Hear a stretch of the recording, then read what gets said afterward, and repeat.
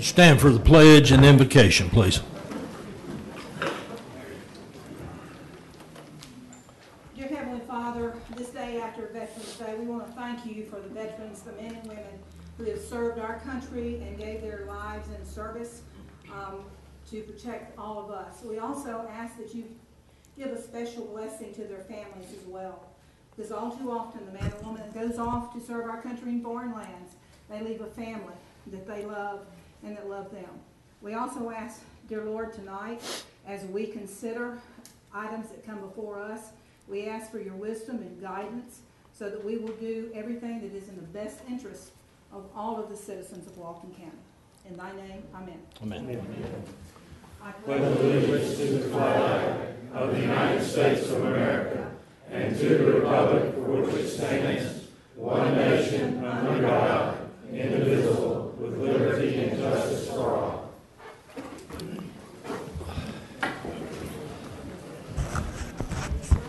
As Commissioner Commander referred to, yesterday was Veterans Day.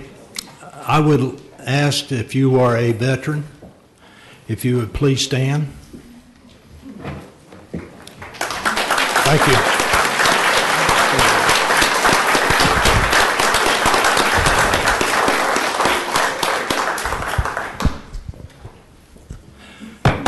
I'm going to call this regular scheduled board meeting to order. First item, Mr. Jones. Thank you, Mr. Chairman. We have no additions, but we have three deletions I ask you to consider to delete. First being under the public hearings, the East Corridor Multi-Use Improvement Plan. We would like to continue to the November 25th meeting to allow the participants in that to be better prepared for the meeting. And then also under public hearings, the Leave No Trace and the outdoor event ordinances we'd like to table. So again, we'd be better prepared when we bring those back to the board for your consideration.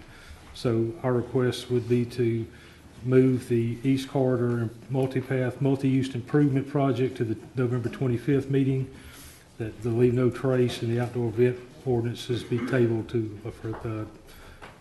till the future, and we will take them off the table for consideration. Okay. You want a motion at that time? Yeah. Yes, ma'am. I would like to see if the board wishes to, the easement language and the easement for the storm reduction plan, I would like to see that continue as well, mainly because I still have a lot of questions on it. And I've gotten a lot of emails, and I've gotten a lot of emails, and I would like another 30 days to investigate some of the questions that I'm getting. And I think it might be prudent for us to either ask, I will agree with you, Commissioner, that maybe ask the Corps of Engineers to either come meet with us as a body, or some of us to travel to Mobile, whatever, to hear directly from them. Yeah, I agree. I agree. I think, there's just, every time we meet, there's more questions that come up that I'm not comfortable with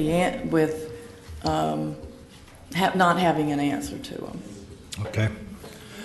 All right. Mr. Chairman, I would recommend, if that's the direction the board wants to go, either table it or continue it to the January 13th meeting, whichever y'all would prefer. Order, please. Do we need to take these one at a time? Okay, so let's take the first one. I'll make the motion that we move the resolution for the Small Counties Transportation Fund budget to, you say, next November 25th. November 25th? Yes. I'll make that motion. Motion. Second. Got a motion second. All in favor, say aye. Aye. Opposed? Motion carries. The next one's Leave No Trace and outdoor events. That's two ordinances, so it'd probably take two motions. You can take those two together. Okay. They'd be tabled anyway. Because you're not asking for a time certain. No, we'll Okay. advertise those. Yes. I'll make the motion that we table those until, time to be determined later. Second. Got a motion and a second. All in favor, say aye. Aye. Opposed? Motion carries. Third one. Okay, yeah. I would make a motion that we would continue it till January the 13th. first meeting in January. And this is the easement, is that? This is the easement, mainly because, you know, a lot of people have raised a lot of questions. And I'm not comfortable voting on it tonight based on the fact that I don't know the answer to some of these questions. And we're getting conflicting answers as well. I agree with you. You know, we're getting one answer from somebody and then something from somebody else. So I will second your motion for discussion. Got a motion and a second. Discussion? Well, I'd like to see this result in what Commissioner Commander said, is that we get together with Army Corps and get what their Questions answered, yeah. versions of all these things are. And I agree, we've been getting conflicting emails, conflicting phone calls, conflicting visits from people with regard to it. So I'd like to see what they've got to say. And I know they were here at one meeting, but a number of these questions had not arisen at that time. And I think it needs to be either one-on-one with the Corps or, as you said, a group meeting with the Corps. Okay. Well, I'd rather us be in a group meeting so we all get the same answer. I mean, if we have to hold a workshop or whatever just for the commissioners and DEP, Corps. But I think it should be so we're all in the same room, so that we all get the same answer. I agree, and I'd like to see the state involved in that as well, because, I mean, I'm getting so many conflicting answers on things. Okay. All right, we have a motion and a second. All in favor say aye. Aye. Opposed? Motion carries. Let's be moved January 13th. Okay. Is there, need a motion for approval of the agenda? With the second. Motion and second. All in favor say aye. Aye. Okay. Is there any public comments at this time on any agenda item? All right, Mr. Vorbeck, I think you had your hand up first. And sir, you'll be number 2, number 3. Please identify yourself for the record as you come forward and limit your comments to the 5-minute time frame. Thank you. Thank you, Mr. Chairman. My name is Gary Vorbeck. I'm an attorney with the office in Destin, Florida.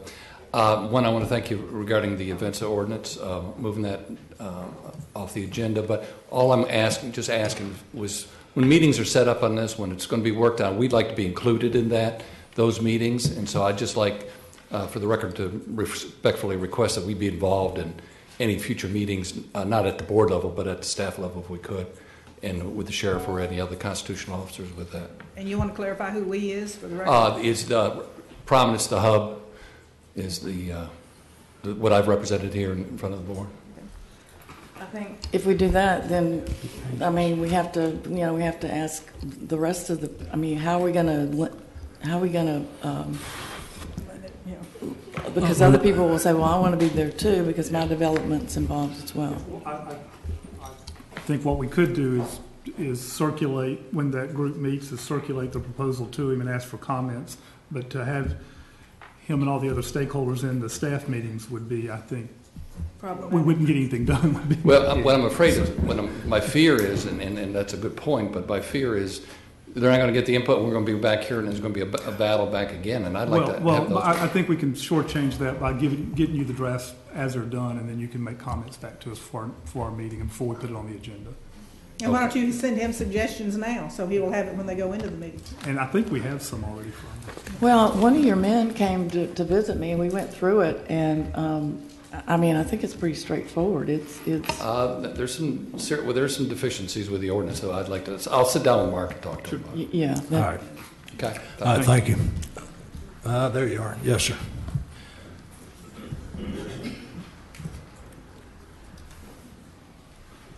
Thank you, Commissioners. Gary Drake. I guess if you're going to postpone the easement discussions and to have a board meeting with the Corps of Commissioners, or Corps of Army Corps of Engineers, can the public also attend and watch the proceedings, and will that be announced? Yes, sir.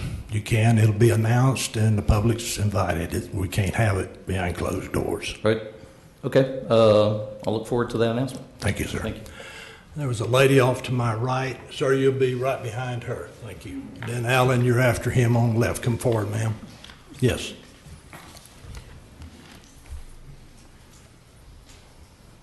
Thank you. Nancy Dieventhal, Old Florida Beach. 291 Old Florida Beach. Has there been an environmental impact assessment? If so, you want to give a copy to all of us. What is the environmental impact of this proposal? You're speaking of the beach renourishment, I assume? Mm-hmm. Okay. Well, I'm sure Brad or somebody can address that, if it's been done or when it's going to be. I would expect when we go to our next meeting to discuss this with the Corps, that's going to be one of the questions asked of the Corps is, has the environmental been done and is it available for publication? Yes, thank you, sir. Yes, ma'am. Yes, sir. Yes, sir, thank you. I'm Will Dunaway. I represent Ed and Delaney Goodwin. I appreciate Commissioner Meadows pointing out the issue that there have been conflicting information and answers, and so therefore getting the stakeholders, being the Corps of Engineers and the Florida Department of Environmental Protection in the same room. I wonder if it might be appropriate.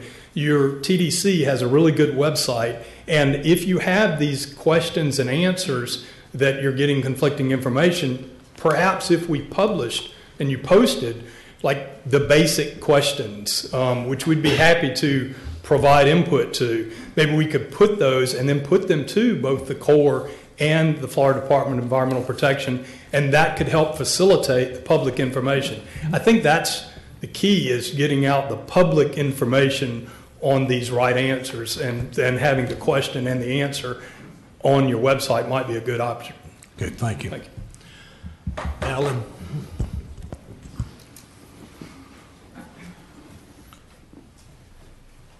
Yeah, for the record, Alan Osborne. I'd just like to reserve the right to comment on item 2 under Mark Davis, attorney, when we get to that point. I'm sure. Okay, come up, sir. Item 2 under Mark. Okay.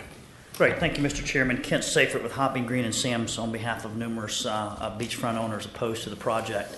In addition to Mr. Dunaway's comments, I believe too, the TDC is not the appropriate entity to answer those questions. They're an advocate for this project. They're the Tourist Development Council sponsoring this for 10 years.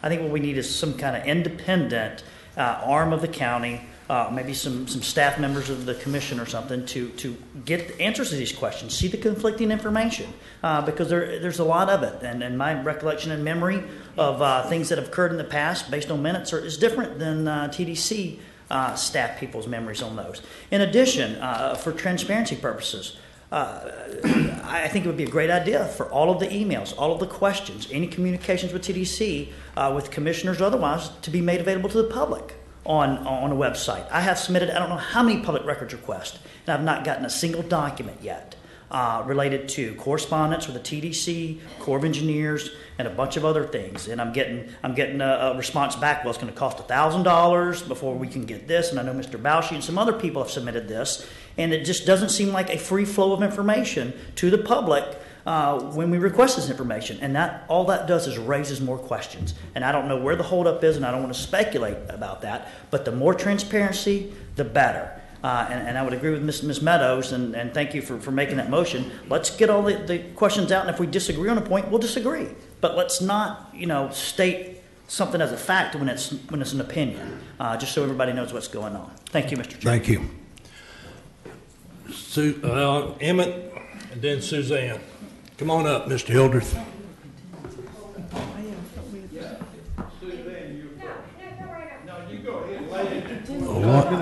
Yeah, your time's running. Come on. I talk fast. I know you do. I have one quick question.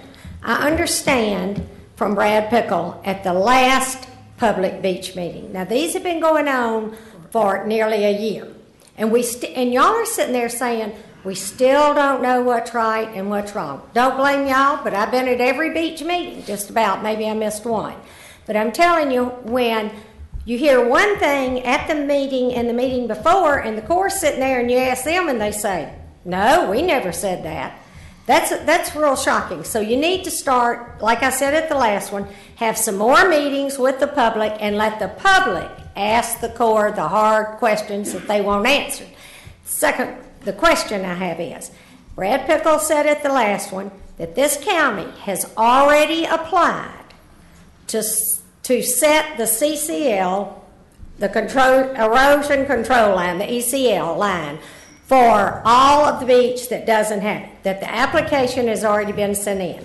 If y'all have done that, you need to tell the public that. That doesn't need to be something that we hear at that meeting. It's something that everybody needs to know. It's sort of like when you declare a police state. You need to tell the public before you do it, not 5 years later when somebody slips and says, oh, we got that by police state. You just need to be up front. Y'all are a great board. You've got a lot of great ideas, but you cannot go back into the old days where you don't tell us everything and we find out later. So if anybody has applied for the erosion control line for this county, for all of these people who think this beach renourishment is what's going to have it, then y'all need to tell them tonight. You're getting that no matter what, because we've already applied for it. No, the answer to that question is no, it has not been applied for. And that's one of the things that I'm going to confirm with the people at the state. But the answer to that is, from what I'm understanding, is no, it has not been applied for at this point. Mr. Hildreth. Emmett Hildreth, Blue Mountain Beach, Walton County. Commissioner Meadows, we have a courtroom full of people who are objecting to this easement. Some came as far as Arkansas. I don't think it's kind of considerate to have set this meeting for a long time, workshops for months, and set this meeting. People come as far as Arkansas to oppose it and then to delay it. But let me answer a question. You responded to an email that we sent to you, Commissioner Meadows. You need to direct your comments to the chair. Yes. Okay. All right, I'll direct it to the chairman. Yes, sir. There was an email that we sent, Linda and I sent to Commissioner Meadows, and she responded. But let me see if I can clarify the position of the board legally and constitutionally. When this board took an oath under the Constitution of the state of Florida to uphold the laws in the Constitution, they took an oath to protect private property rights. And it is your duty and obligation as a board to protect affirmatively my private property rights. Now, your position is different from just the average citizen of Walton County. The average citizen of Walton County can be a progressive, liberal socialist and advocate it, push it, want it, approve it, as this easement is. But you as a board are sworn to uphold the Constitution, which protects private property rights. To go beyond that protection is not to fulfill your oath of office. And Commissioner Meadows, that puts you in an entirely different position than the average citizen out here who can have any opinion they want. But you as a board member are sworn to uphold the Constitution, which upholds affirmatively my private property rights. Thank you. Dr. Riley, and you're next after the Dodd. Don Riley. I would like to add a hearty amen to both what Commissioner Meadows had to say and what Suzanne had to say. I can see how members of the board would be confused. I'm confused, but I'm old. Suzanne was just exactly right. Brad Pickle stated in a meeting, I was in attendance when he stated in front of everybody there, that the process of application for an ECL for Eastern Walton County was, according to him, in fact, in progress. He stated that. I have no doubt in my mind whatsoever. Whether he was right or wrong, I don't know. But I do know he did state that. Before any of you drop off to sleep again, I know I gave y'all a good night's sleep with a couple of emails. Let me refer back to the same sort of thing, the same general concept. That as you gather this information and as you consider this and other issues, but most particularly this particular hot button issue, that there is an old aphorism that I'll screw up, but nonetheless it goes something like, the legitimacy of government depends upon the consent of the governed, and I think that applies to the United States, not the USSR. If you ask yourself about the consent of the governed, who is most impacted by your decision on this? And that is the people who actually own this private beachfront property. Commissioner Imfeld was astounded at that last public meeting where y'all were here with the Corps. The Corps didn't have much to say. When he got out, he came over to a group, including me, and said, wow, everybody here was opposed to it. If you would like to take the sense of the crowd, I think you will find that the consensus on the beach is overwhelming. Don't do this. It's a really bad idea on balance. American ideals, American constitutional rights are one whole heck of a lot more important than any speculative protection, however incremental it might or might not be, against a putative future hurricane. As I mentioned, it rains a lot down here and it floods a lot down here. It doesn't hurricane very often. Let's do something about those rains. We don't need this project, but most particularly, please respect the rights of the folks that own property on the beach. Thank you very much for your time. Yes.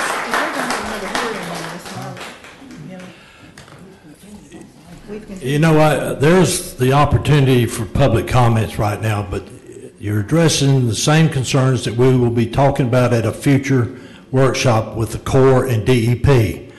And most of what I've heard thus far tonight is what we've heard in the previous workshops and board meetings. So please limit your comments to something other than that, because it will be discussed at a future date. Yes, sir. Willie Morris, 75 Fort Panic Road, and I can't limit it to the point that I need these three things answered. If you knowing that you were to approve beach renourishment, that a requirement by the state for you to get it is requiring an ECL, and if you know that now, let us know. You may not have approved it yet, but is it tantamount to the fact that if you do approve beach renourishment, you are being required to establish an ECL? Consequently, you do know. That's my point. The next thing is, if you establish an ECL, we see this survey of NOAA, we see the shots, we see a 2013 survey that they established what they consider the mean high water mark on that date. On that date, it was here. On this date, in my place, it's considerably south. I take great exception if that's one that you're going to establish if all of these other caveats do occur. I hope I'm making it clear. You are then establishing the fact that you're signing on to an ECL. You may not have approved for it, but if a state requires that, then you are approving it. Secondly, you're approving possibly, from what I see, the fact that they've drawn a line in the sand. And I'm saying that line in the sand is not in my best interest. And I'll pay for my survey that makes it in my best interest, but I need that opportunity if it does develop. Consider that. County attorney needs to be giving the best arguments, pro and con, not just myopic in his view for everybody. That's a great concern of mine. Thank you. Okay, I know everybody still wants to talk. Hands keep going up and up. I've already advised that you'll have the opportunity at a future date. So I'm going to close public comments at this time and move on with the agenda. I'm not recognizing any further public comments at this time. Could I make one comment? Sir, you're out of order. Please. Could I make one broad comment here, Mr. Chairman? We have gotten hundreds and hundreds of emails on this subject. And they're all basically one person wrote them and everybody else has copied them and send them on. We've gotten, you know, as we go into this, if you have sent us emails before, we've gotten them, you know. So I'm asking you, if you send us, I have them, I've got them all in a folder. Please don't resend them because we've already gotten them one time. Okay, let's move it on. Okay, with approval of the consent agenda with the removals, the deletions. So moved. Motion and a second. All in favor, say aye. Aye. Mr. Chairman, can you get them out first before we... Motion carries.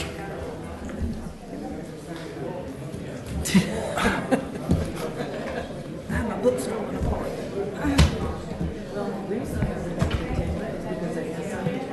Yeah.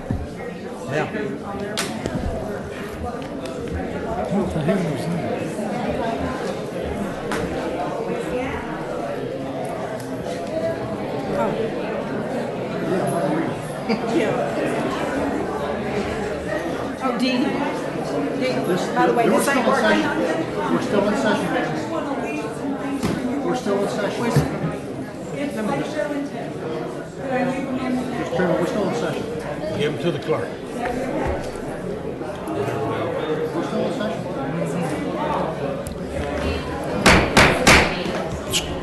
Come to order, please. If you're going to file out, please do so now. Where's the bailiff?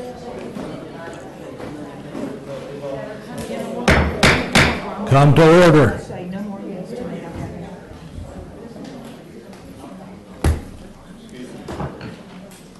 Okay, Mr. Jones. Thank you, Mr. Chairman.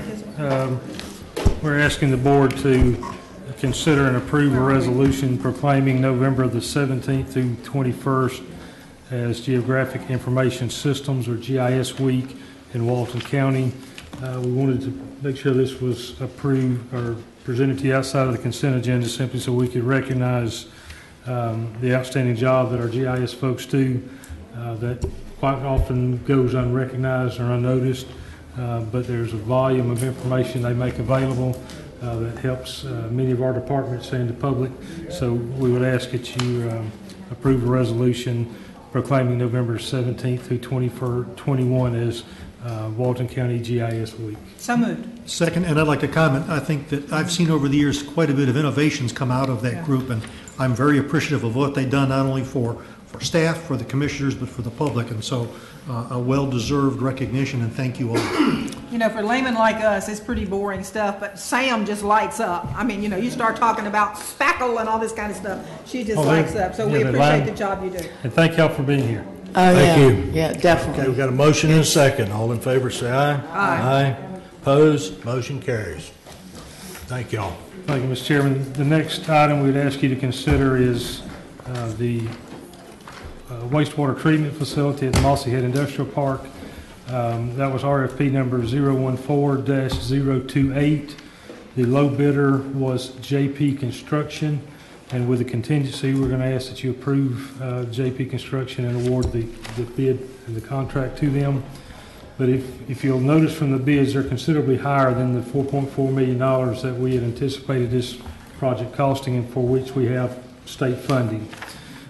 If you'll approve this bid tonight, or the award to JP Construction, it was our intent to begin negotiating with them immediately to value engineer this project to get it as close to that $4.4 million budget as possible. So with that in mind, if you so desire to approve this, we will work with them, and we will have a contract hopefully at the next board meeting for an amount lower than their bid of $5.917 million. Motion to approve. Second. Motion and a second. All in favor, say aye. Aye. Opposed? Motion carries. Mr. Jones. Thank you, Mr. Chairman. Next item is regarding a number of interlocal agreements with the city of Defuniak Springs. We spoke about this briefly at the last board meeting. He asked us to bring it back for some further discussion. Primarily, we talked about the agreement for Gene Hurley Park and Harbison Field.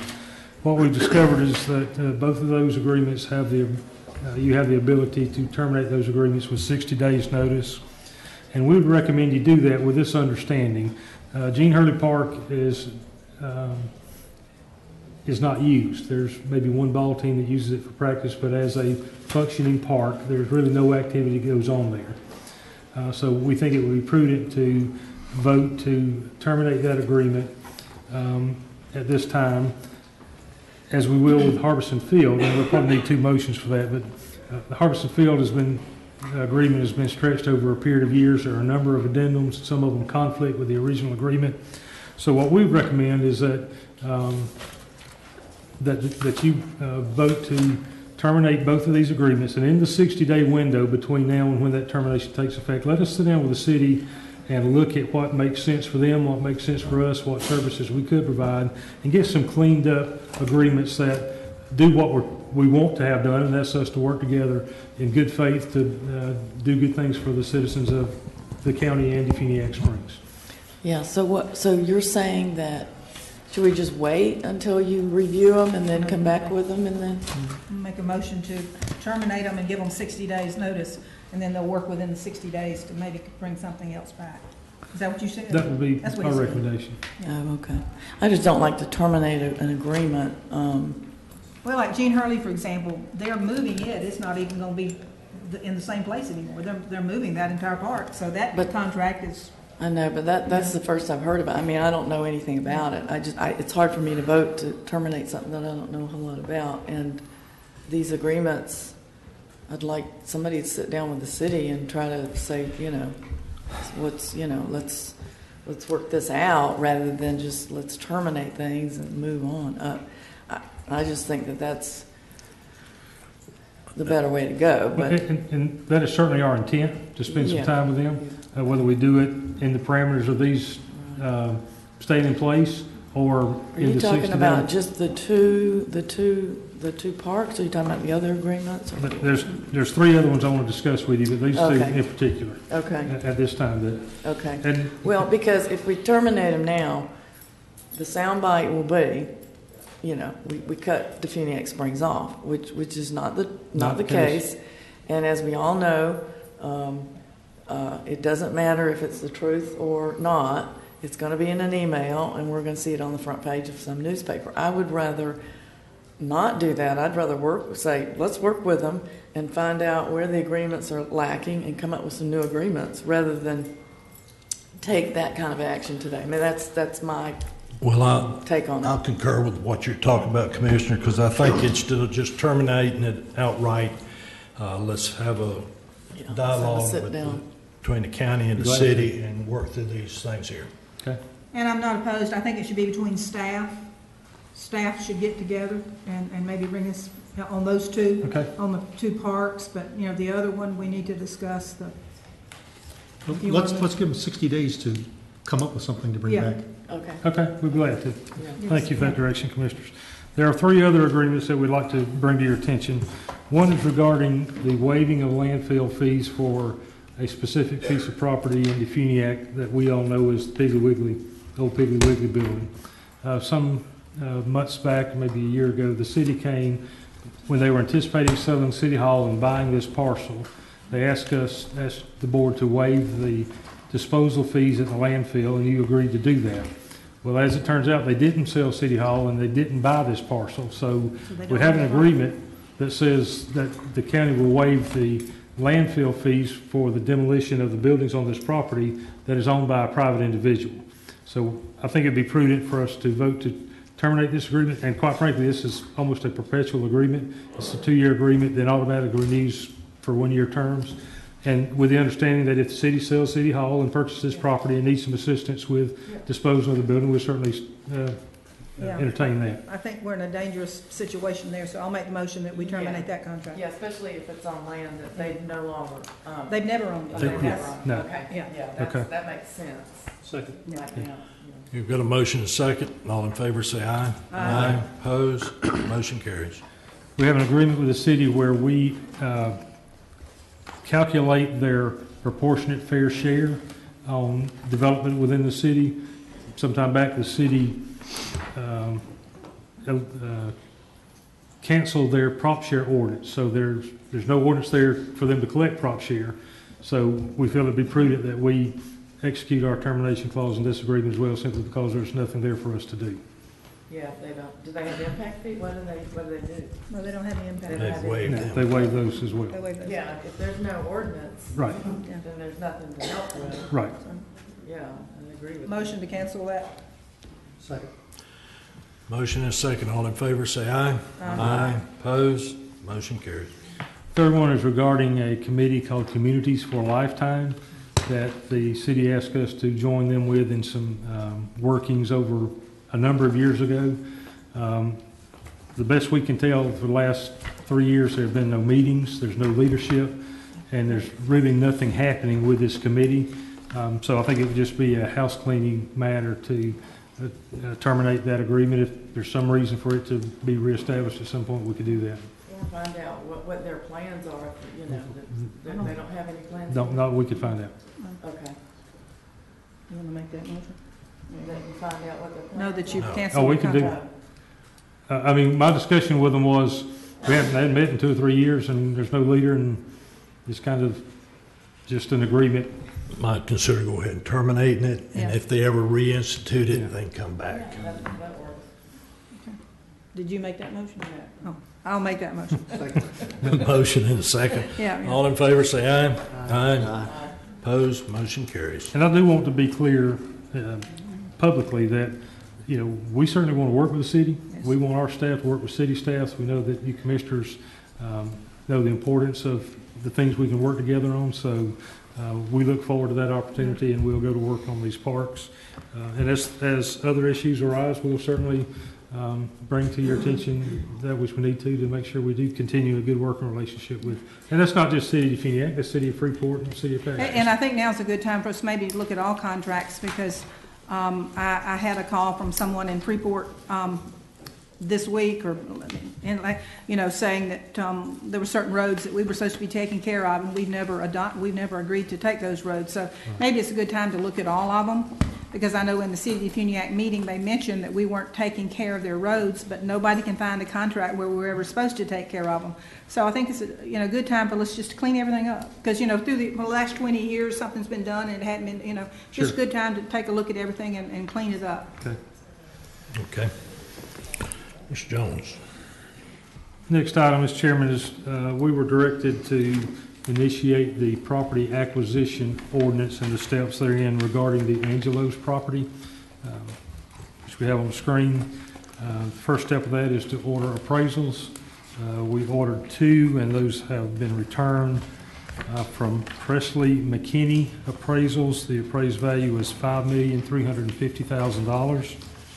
From Giles Appraisals, the appraised value was $4,500,000. And the other component we were to report back to is the selling party.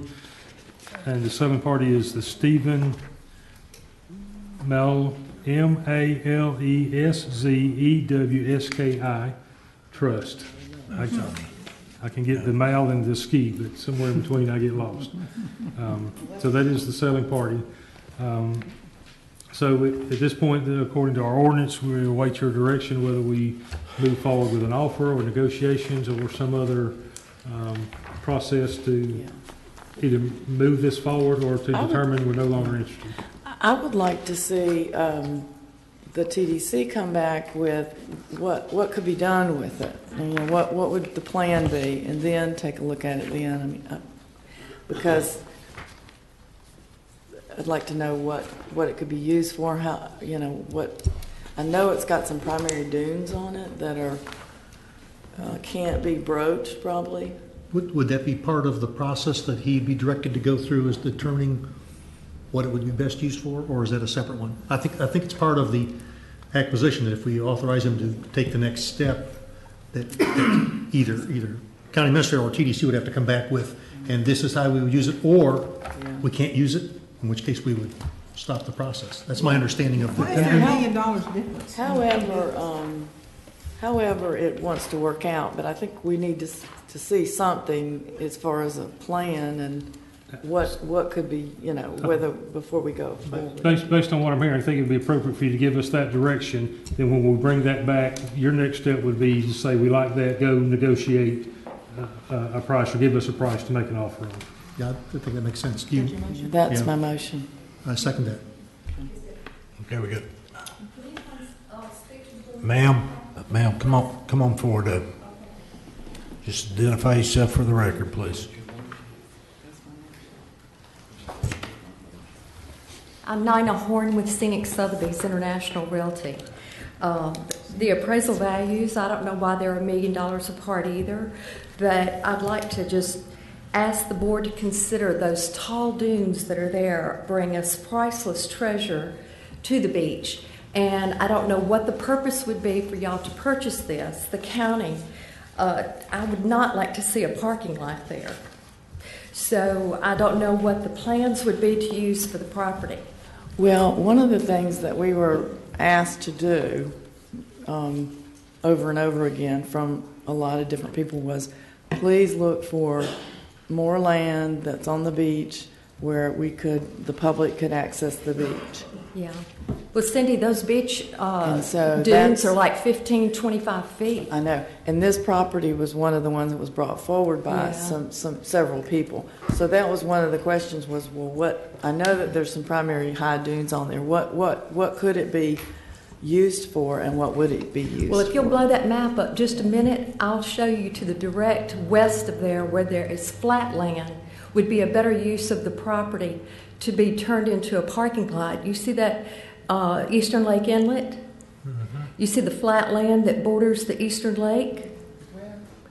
To the north of San Roy Road. Right there. That land could be a parking lot. Do we own that? Who owns that land? It's a gentleman that never could build on it because of the coastal setback requirements. Well, we probably couldn't put a parking lot on it. I bet you he'd be happy to sell that property to you then. Can we? But I'm just saying to save the beautiful dunes at. and to research where the flat ground is that would be better beneficial. And I think that you've hit on the conflict that we've got. Everybody wants to find more land at the beach, provide more parking in a regional setting. Right. Find the land, and the people say, don't destroy it as an access. Right. So that's the push-pull that we're dealing with. So Okay, thank you. Okay. All right. Do we have a motion and a second? I think I made a motion that we would We have staff go forward. staff come back with the plan. Okay. Motion and a second. All in favor say aye. Aye. Opposed? Motion carries. Mr. Jones. Next item, Commissioners, we're asking you to approve a transferring of $82,762 from contingency funds to the Emergency Operations Center renovations account. If you recall, due to some requirements the state placed on us, because that being a state building and a number of other things, the cost of the renovations exceeded what we anticipated. These funds will provide us the needed funds to get the renovations done. There will still be some IT and furnishing costs that once we get a better idea of what that's exactly going to be, we'll bring that back to you. But this will allow us to move forward and post haste get that facility ready before hurricane season this year. We have been lucky this year, knock on wood. Yes, I we make the have. motion, yes, sir. Approve it. Second. Motion and a second. All in favor say aye. Aye. Opposed? Motion carries. At the last meeting, we had a discussion regarding the school board's desire to donate to the county the property known as the Gaskin Masonic Lodge. We were asked to do some assessment of that and look at what the cost of getting it into repair would be and the annual cost. In your board packet, you'll see a layout there of the total estimated cost of repairs, about $8,500. And that's with a visual inspection. We don't think there's anything hidden there, but it's not cost prohibitive by any means if you wish to own that facility. And really the only recurring bill is the utility cost, which because it's used very limitedly is only $359. The supervisor of elections had been paying that bill, but they no longer use that facility for a polling place. So, we have funds in the repair and maintenance account if you wished us to make those improvements if you decided to take ownership from the school board. Well, could I ask what we think we could use it for? I'm sorry, Kenneth, go ahead. Yeah, The Emir of Gaskin Wayne. yeah, okay. A lot of the residents there use it for family reunions, birthday parties they have in the past. And the fire department has used it for training also, but I've been contacted since the last meeting. The residents would like to form a little committee if the board would wish to have a museum. A lot of the members they're passed on now, but that lodge has been in existence over 100 years, and they would love to donate articles and things of the past to there and have the upper part of that as a museum, and maybe some of the bottom portion of it too, because these people donated their time and money to build this building, and it's a block building. It's a good building, and it could be utilized a lot for. Who would operate it? The county, I'm assuming. The Parks Department. Kind of like Paget Park. Paget Park. Where the county. Darlington School's under the same thing. They sort of oversee it. I know if I'm remembering correctly, Kenneth, isn't there some land next to it? Could we put up like basketball goals and that sort of thing? We have a park there in Gaskin already. But on that property as well? It's possible. Maybe there may be some. Yeah. There ain't one there now. Huh? There's not one there now. Yeah, but enhance it so maybe some of the children, picnic, so it can be used more, than just once or twice a year. Yeah, I think it's, each community needs a little place to gather. And if people want to bring in things and set up exhibits, I mean, that's, It was utilized a lot when the lodge had it. I mean, the community used it a lot. I remember the voting, they had a voting thing there at one time. We used to go out to each community and hold special meetings, and certainly we could use it for that as well. Okay, what's the board's wishes? I'll make a motion to accept it. Second.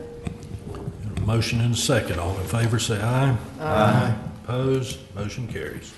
Mr. Jones. Thank you, Mr. Chairman. Next item is regarding a report from the Insurance Service Organization, or ISO. If you'll recall, sometime back we began this process to have the county rated by the Insurance Service Office. Those reports are back, and Mr. Sunday was heading that up, so I'm going to let him give you a report on what we have found out.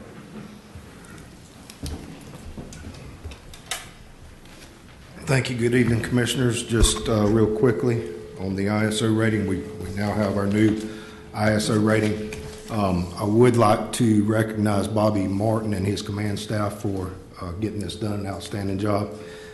Our rating is a 5/5X, which is considered a split classification. The 5X is a new designation, what was formerly known as a 9. So essentially, we are a 5/9. The first number in the classification is a 5. It pertains to those residences and those properties within 5 miles of a fire station and 1,000 feet of a credible water source. The second number in the classification deals with those that are within 5 miles but outside of 1,000 feet. So this is a pretty significant improvement over what our old ratings were. Is this Walton County Fire and Rescue? Yes. This pertains to all of Walton County north of the bay, excluding Freeport, Defuniak Springs, and the two independent how will this districts. affect once if the county takes over Freeport? Actually, Freeport's ISO rating is a 5/5X as well.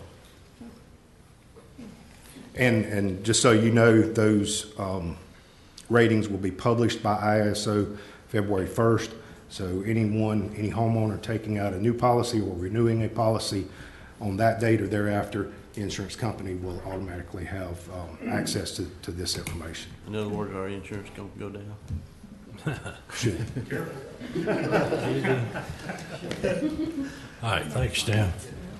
Yeah, I want to commend Bobby and his staff and also Brian Coley before he had to retire. They have worked diligently on this, and it's been a lot of hard work, and we thank them. Okay, I think next up is Public Works. Yes, sir. You doing it? Yes, sir. All right. First item is requesting to transfer funds of $30,431.19 from the County Transportation Road Materials to the South Geronimo Street turn lane account, and to award and approve the contract for South Geronimo Street turn lane construction to C.W. Robertson, amount of $360,335.19. So I think the first motion would be to transfer the $30,431.19 for the County Transportation Road Materials to the South Geronimo Turn Street lane account.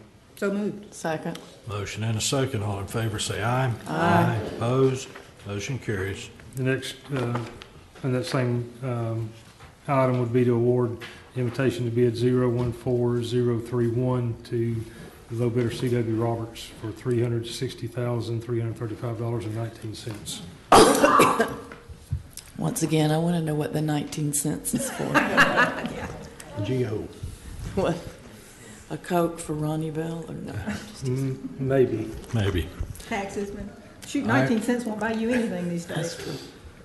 Cup of So coffee. moved. I bet they would take it if So we awarded it moved. for $360,335. Probably would. So moved. Got a motion? Second. Got a second? All in favor, say aye. Aye. Opposed? Motion carries. Next item is a request to approve a revised 2015 Small County Road Assistance or Scrap Agreement and Resolution for the resurfacing and reconstruction of County Road 285 and State Road 187 to the Alabama state line. This agreement language was revised by DOT to adjust the compensation paragraph to clarify the department's participation in the funding. Motion to approve. Second. Motion is second. All in favor, say aye. Aye. Aye. Opposed? Motion carries. This is the same issue on a scrap. We're requesting that you approve the revised 2015 Small County Outreach Program, or SCOP, agreement and resolution for the resurfacing of County Road 181C from State Road 81 to the Holmes County line. And again, this is some language revised by the DOT to clarify their participation in funding. So moved. Second. Motion and a second. All in favor, say aye. Aye. Opposed? Motion carries. Again, it's very similar regarding the 2015 SCOP agreements again, and the resolution for paving the Walton Bridge Road from County Road 280 to Rock Hill Road. This agreement is language, again, revised to adjust the compensation paragraph. So moved. Second. A motion and a second. All in favor, say aye. Aye. Opposed? Motion carries. And next is a request to approve a 2015 Small County Outreach Program, or SCOP, agreement and resolution for the paving of McKinnon Bridge from north of Bruce Creek Relief Bridge to south of Red Hill Road. This goes back to April 2011 when you approved to submit for this SCOP grant. We're to the point now where we need to ask your approval of it. Did we not already have a grant on part of that road? I think it was on the a different segment of it, if I recall. You talking about McKinnon Bridge? Yeah. Yeah. That's actually in Kennis District. It's already been paved from the Relief Bridge south to Rock Hill. This is to pick it up from there back up to 280. Right. Motion to approve. Second. A motion and a second. All in favor, say aye. Aye. Opposed? Motion carries. Next item is a request to award RFP 014-030 to approve the contract for pest control and termite control services to Southland Pest Control. They were the lowest responsive bidder. We recommend your approval. Motion to approve. Second. A motion and a second. All in favor, say aye. Aye. Opposed? Motion carries. Next item is regarding the Mossy Head Industrial Park and the a fee proposal from Chelco to place the permanent electrical service underground on the east side of the Mossy Head Industrial Park, the east service road from 285 eastward to the end of that service road, which will terminate at the railroad spur. $382,526. And how those funds will be appropriated through the state appropriations for the infrastructure improvements. Motion to approve. Second. Motion and a second. All in favor, say aye. Aye. Opposed? Motion carries. And before you leave Public Works, Mr. Chairman, I would like to ask that perhaps admin write a letter for your signature thanking, sometimes we forget to thank people that do things for us. DOT has put a much needed traffic light at 3280. I'm amazed that, more people have not been in accidents there. And could we just write them a letter saying, on behalf of the county, thank you for putting that light at that intersection? We can. Very well.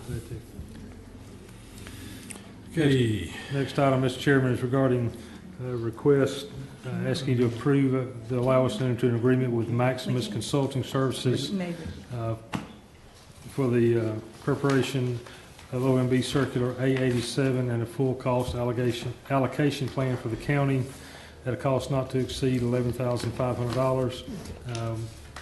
TDC has agreed to fund half of this. Basically what we're asking them to do is determine the allocation of cost of each department within the county to other departments. It'll certainly help as we move forward and make some plans in our budgeting process. Does this include the 3% collection on the tourist development tax? Our part does not. Now, that may be, I know Mr. Bagby and I have had some conversation on that.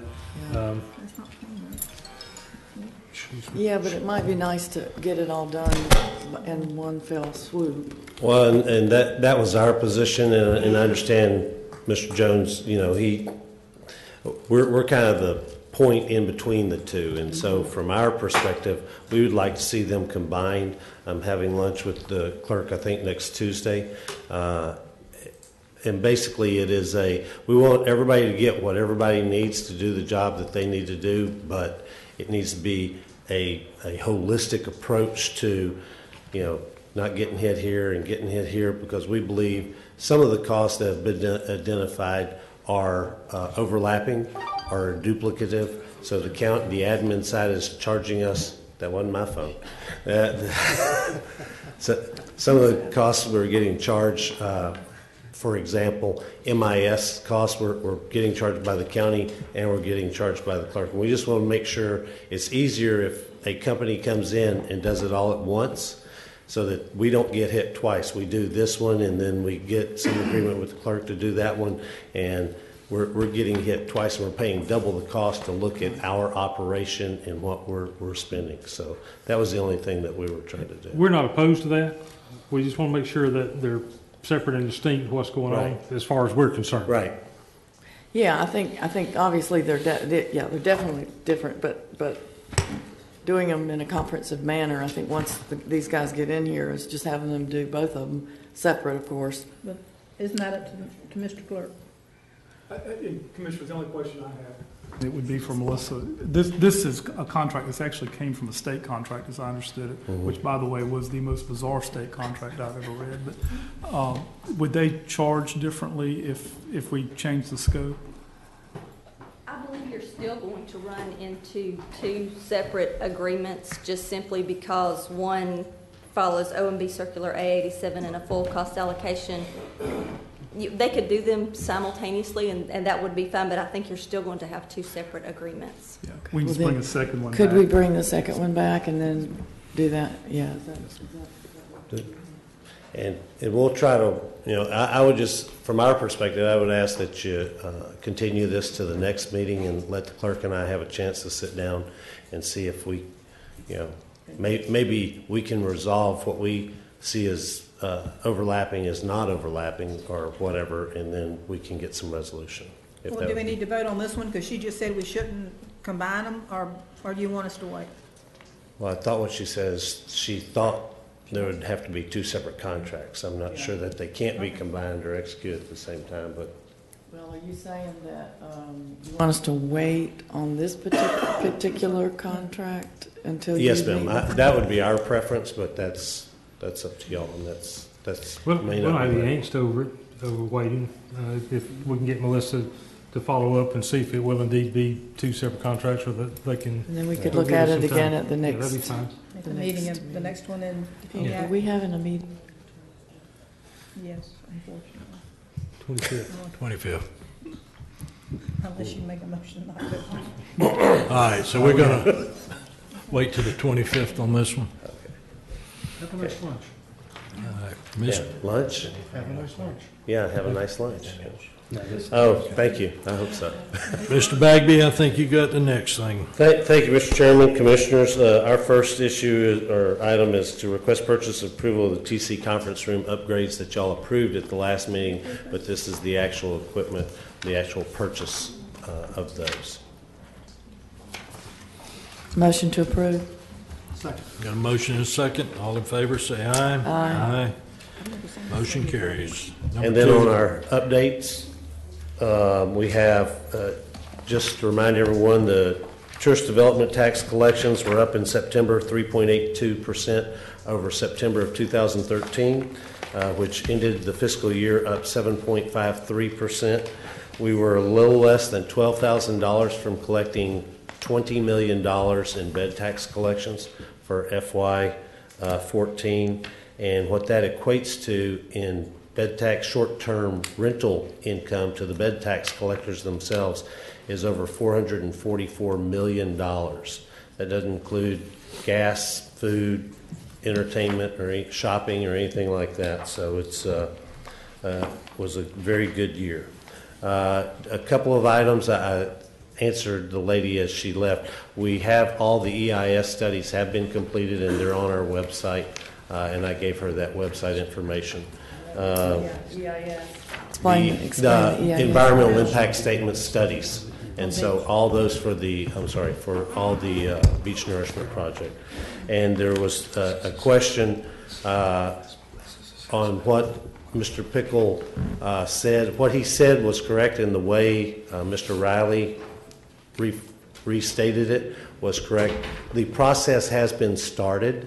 Okay, but the process in ECL will not be established until a resolution is passed by the Board of County Commissioners. And that resolution won't be until we get some or all or none or whatever of the easements back. The only thing I would ask, we're planning on having the Corps in for their bi-monthly visit on December the 2nd. If y'all would check your calendars and we can somehow either bring y'all to that workshop on the evening of December 2nd, or have one earlier in the afternoon. I don't think I get time here. Well, Jim, let me make a statement in regards to the Corps and DEP. Yes, sir. When they come over here and the questions are asked by this board, I'm expecting an answer from them, not to sit there and shrug their shoulders. Right. They're asked to come over here to answer these specific questions, even if it means that's not our jurisdiction or I can't answer it. But to sit there and not say a thing, it's going to be counterproductive. Right. And we brought them to the last work. The main issue that has been, as y'all understand, because y'all gotten the same emails I have, probably more, as the ECL. The Corps has absolutely nothing to do with the ECL process. Okay. Zero. And so the DEP, we will ask them to come over for that workshop also, and I will send y'all the establishment of the ECL little task list or whatever, but we are way far away from where you do a resolution to identify the project. Okay, Mr. Baker, let's not venture down that road. We've already tabled that one till the next time, so. Are you asking us about the second, though? What time was that meeting with the Corps? Well, we typically have that meeting at 6 p.m. over at the TDC. We could move it over here, or we could move it to a larger facility if we had to, but that, if you want to do it, need a large facility. Right. If you want to do it earlier in the afternoon, we could do that and still have the 6 p.m. workshop if you wanted. So. Do it that early afternoon. Yes, early afternoon. Okay. And then the last update, I just want to make clear the task that you assigned us.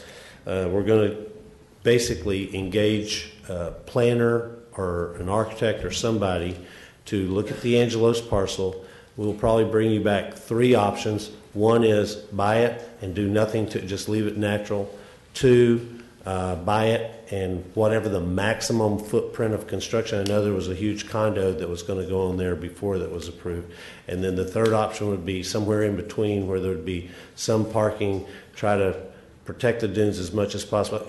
There's no way you're going to have parking on there and not impact some of those dunes from having seen that. But and so we'll bring you back those 3 options if that is a correct assumption.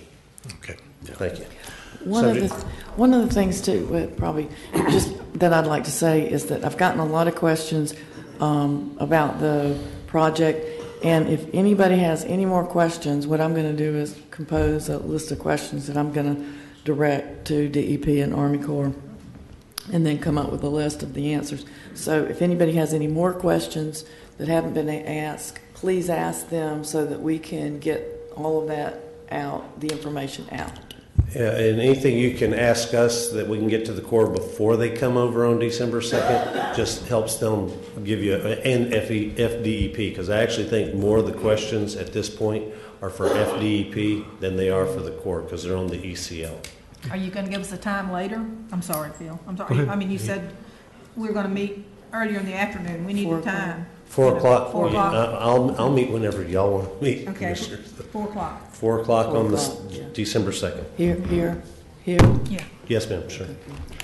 Jim, let me shift gears for just a second back to a comment you made about the record amount of collections. Is it principally due to increased tourism or principally due to increased room prices? It's principally due to the increase in all 3 of the elements that do that. We did get ADR increase. We were over 400, I believe over 430 average daily rate. So if somebody just rents a room, now that is the average, that's the 10-bedroom Gulfront house and the hotel room over in Sandestin, but average daily rate, which was still about 3 times our neighbors, Okaloosa and Bay County. So there was some increase there. We have more units this year on the program than we did last year, just normal construction. That increase was actually, I think, the smallest of the 3 increases. And then we had just more people coming here. We're focused on the shoulder season, so I think you've seen, like this time of the year, where traffic, the restaurants, I was told by 3 restaurateurs last weekend, they're not shutting down this winter like they normally shut down for a month or 2. So it's I think it's all of the above, Commissioner, would be my answer. And I know when we talked about looking at the Angelos property as one of the things that we've been, people have talked to us about, I'd ask that in 60 days you come back to the board and give us an update on land that could be used for remote parking and right. where we stand on that. But probably the first meeting in January would be a good time to just give us an update. Okay. Thank you. Good. Yes, sir. Anything else? Any other questions? Not for me. All right, seeing none, Thank thank you. Mr. Davis? Thank you, Mr. Chairman. I have 3 items. The first is a request to approve a construction contract with Empire Builders Group in the amount of $313,962 for modifications to the Emergency Operations Center. The contract was attached, and authorizing the chairman to sign it. Motion to approve. Second. Motion and a second. All in favor say aye. Aye. Opposed? Motion carries. Thank you. The next item I have is back on, I believe it was September 9th of 2014. Commissioner Meadows asked me to, and legal, to review the list of recommendations that were made by Carlos Alvarez, who was the special magistrate on the Driftwood Estates issues, and to try to determine what has or has not been done in terms of carrying out or complying with those recommendations. Pursuant to those instructions, we have reviewed the special magistrate's recommendations, minutes of every meeting that the word Driftwood was mentioned, probably, well, not probably, I can tell you with some exactitude, since 2005 forward. We have also reviewed numerous court filings, expert reports, anything to do we could find to do with Driftwood from the county, not including, and also including a substantial amount of correspondence between DEO, then DCA, and the county. Pursuant to that review, I can say with some certainty, although with not a great deal of exactitude, but with some certainty, a couple of things we have not done. And I don't think there's any disagreement that the county did not undertake to do, at least, and I'm going to speak specifically about one recommendation. On page 29 of the report, that's section B, and the paragraphs go from 1A through F, 2, 3, 4, 5, and 6. The special magistrate specifically recommended that an independent contractor, and I think he used the term qualified, experienced stormwater engineer, be selected by Walton County to perform a certain task, and then he gave a list of the tasks that he would like to have, or he would recommend that be performed as it relates to the Driftwood Stormwater Project. My review of the record indicates that there was some discussion about the cost of doing that. There was some discussion about tasking some folks in the staff back in 2009 to ascertain the cost of that. But from what I can see from all the minutes that we reviewed, there was never anything brought to the commission saying it's going to cost this much to do this. I suspect there was some discussions about it amongst the staff, but from what I can tell, that was never presented to, the cost of doing that was never presented to the commission. There were other recommendations, one of which was dealt with the abandonment of Driftwood Drive. The special magistrate recognized that the issue of the legality of the abandonment was decided by courts in actually two separate lawsuits, and those judgments were affirmed on appeal. However, he recommended that the abandonment should be reflected in the Sandestin DRI master plan and any other Sandestin ADA section that is inconsistent with that abandonment. In reviewing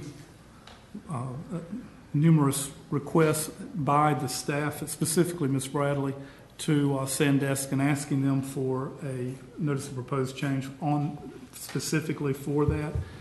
To my knowledge, that NOPC was never filed with the commission or with the staff.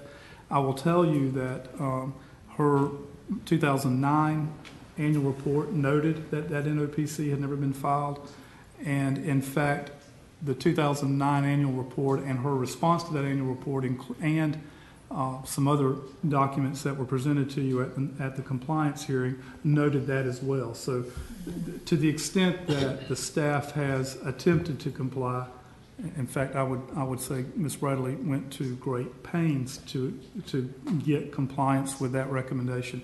I could say to you that was at the very least attempted, but has not been completed. The special magistrate also recommended an emergency that the county, and I'm quoting, make a good faith effort to provide an emergency evacuation access from Driftwood through Sandestin to Highway 98. I will tell you, to be honest with you, this is very confusing to me looking backwards, because I found agreements as early as 2005 where the Sandestin Owners Association, Sandestin and Walton County agreed that Walton County would have control of the gate in emergency situations. So to some extent, I believe that's been complied with. And it's interesting to me that was actually done before the special magistrate's hearing, but it was still part of the recommendations that was made to him. One of the things he did note was some questions about flooding or concurrent flooding around that access at the same time the other roads could possibly have flooded, and the county should look at whether or not that's occurring. If it is occurring, how to possibly remedy that in the case of a flood event. I will note that in April of 2014, apparently pursuant to the agreements that have existed since 2006, remarkably, the county did open that gate for evacuation purposes. He also recommended an elevation upgrade and other improvements to Harborview Drive be prioritized. I'm not sure legally what that means, but prioritized to prevent flooding of that road. I understand from Public Works and some other folks there has been some work done on that, but not to the extent that would absolutely prevent that road from flooding in a major rain event. I will say in talking with staff that there was an attempt to apply for a grant to do that work and some other work there.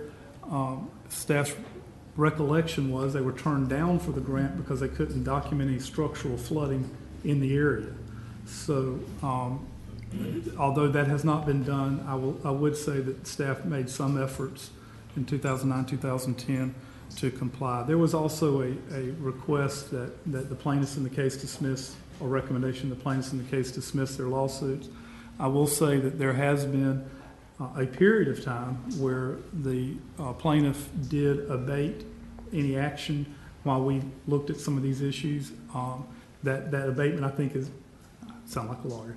That abatement is ended, but there was a period of time where they did not take any action on their lawsuits to give us a chance to look backwards and see what happened. So that's my report, essentially. I have done some calling around about the possibility of cost associated with the recommendation regarding the modeling and all those things dealing with the drainage. I suspect it's going to be pretty substantial. If you're going to direct staff to look into that, I would ask you to let us put out something to get some sort of feedback from a number of folks about how much that would cost. Because looking at those recommendations, that's a pretty extensive list of things that they would want a stormwater engineer to do or recommended to be done. Mr. Chairman, before any staff recommendations or staff directives, I need to recuse because of my business relationship regarding the Sandestin DRI, and I don't think it'd be appropriate for me to vote on either direction or a resolution. Okay, Mr. Osborne. I see too on here that you've got a request for proposal from one of the consultants. Commissioner, I actually prepared one, and I talked to this gentleman, and I talked to several others. Okay. I actually prepared one. If you want to go that direction, that's what it would look like. That would at least give us an idea about what it was going to cost. That's correct, and I prepared one using that idea. Yeah, and that was... Yeah, and Commissioners, let me say one other thing before Mr. Osborne speaks. I will tell you that there is great disagreement between the plaintiffs and the county on some of what I've said. I would be shocked if there's not, but that's basically my cold review of what happened over really an 8-year period. Frankly, it really started in 04, 05. But it's pretty clear that the drainage has not been studied by a third party, and there's pretty clear that things have not been done. Yes, ma'am. Let me say two more things about that. It is absolutely clear, and I don't think there is any dispute that we did not hire an independent contractor to perform those recommendations. I don't think there's any dispute about that. Thank you. Okay. My issues are this. Look how long this has been. It's ridiculous. I am so glad to see you, Mr. Chairman, frustrated about a silence thing today, because I want you to know that what your chair feels like today with the DEP and the Corps is what this chair feels like right here when it falls upon deaf ears and I get no response for years and years. So I'm tickled to see you so frustrated with that process, because I want you to know what it feels like. But won't be the last. I dropped my lawsuit. And you're right, the judge ruled 88 abandonment's good, and I've never appealed it. Guess what? It doesn't matter, because you adopted the same thing in 2004 and 2000 and 2002. So your ruling in court about what happened in 88 is pretty irrelevant, and you'll see that when no action occurred and I had to re-sue you, I state your failure to maintain and to follow the ordinances you've since adopted since 88, not that were the findings of the court. So, great, you won the 88 abandonment. Since that time frame, you've adopted it 3 times. So I don't think it's a casual mistake. I don't think it's independent at all. Second thing is, hell, I've got the testimony from the engineer who designed the interior of it since the special master's hearing, his sworn deposition, says he didn't design it to standards. So I agree, you need an independent firm, but I'm sitting here with the sworn deposition, and you didn't pay for it, I did. And he says he didn't design it to the requirements. Yet today, you're issuing permits. You need to hire that engineer. And I did drop the lawsuit for 14, 15 months, and I went to the special master hearing, and you know something? Some of those reports that Mr. Davis had to review in hindsight were never provided to the special master.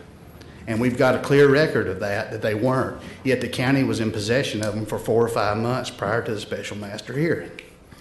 So what you need to do tonight is the first thing is you need to hire an engineer to look into it, because that's what you said you'd do.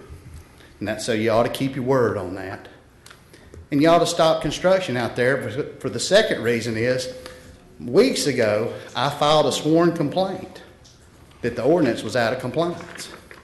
And I've received, and I've got the voicemail here, saying that he doesn't know what to do about it because the lawyers are involved. So I find that pretty shocking because, and then I came back and I pulled the little, says what you got to do, says you have to have a sworn affidavit. So I brought it back in a sworn affidavit and turned it in. Now, have you read your own policy? It basically says you're not going to enforce any ordinance unless it's on down 30A. And we're not going to do it unless you swear to it. So basically it pits you against your neighbor. That if you don't have to tell who you are to call in a DUI. You don't have to tell who you are to report a murder. But you got to pit against your neighbor to get an ordinance enforced that's obviously the law because it's the ordinance. Why is that? It's wrong because everybody come down here has got mad at you guys for not enforcing ordinances, and nobody's ever told them, hey, you hadn't turned in a sworn affidavit saying that ordinance has been broken, because our policy in writing is we won't enforce it unless it's sworn affidavit. That's what it says. So you should hire this independent engineer today, and you should stop construction based on the complaint of the compliance out in Driftwood, because you have a sworn complaint and it deserves to be enforced just like everybody else's complaint. In fact, you've shut down that beach operation and you pulled up all these signs on these complaints. But here I go down to a sworn affidavit. I got the engineer of record saying it's wrong, and I've got the staff of this county saying I'm right with my name on the footer. And I can't get any action. I get silence. So how about a motion today to move forward and hold those people responsible? And if it's out of compliance and they're dumping the water into the bay like they're not supposed to be, let's call it like it is and say, look, that water is going into the bay and it's not allowed to by our own ordinance. All I'm asking for is what the rules are. And that's not too much to ask for. So how about hiring that engineer today? How about stopping that out there and enforcing that complaint I've got filed? Mr. Davis, two things. I'm sorry, just before I forget. One, I think we're talking about the same case, but the notice of appeal on those two cases were filed by the folks who lost, including Mr. Osborne. I'm assuming we're talking about the same two cases. Secondly, yes, I am reviewing that particular code enforcement complaint. It's not your everyday sign complaint, and it is a little more complicated than the staff just reviewing it and making a determination. And frankly, between getting all this organized and some other things we were doing, I haven't finished the review of it yet, but I'm hoping to do that very, very quickly.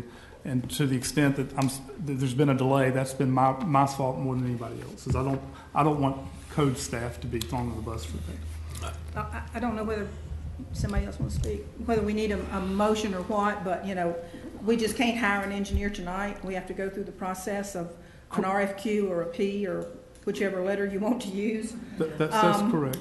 But let us know an estimate of how much it's going to cost us.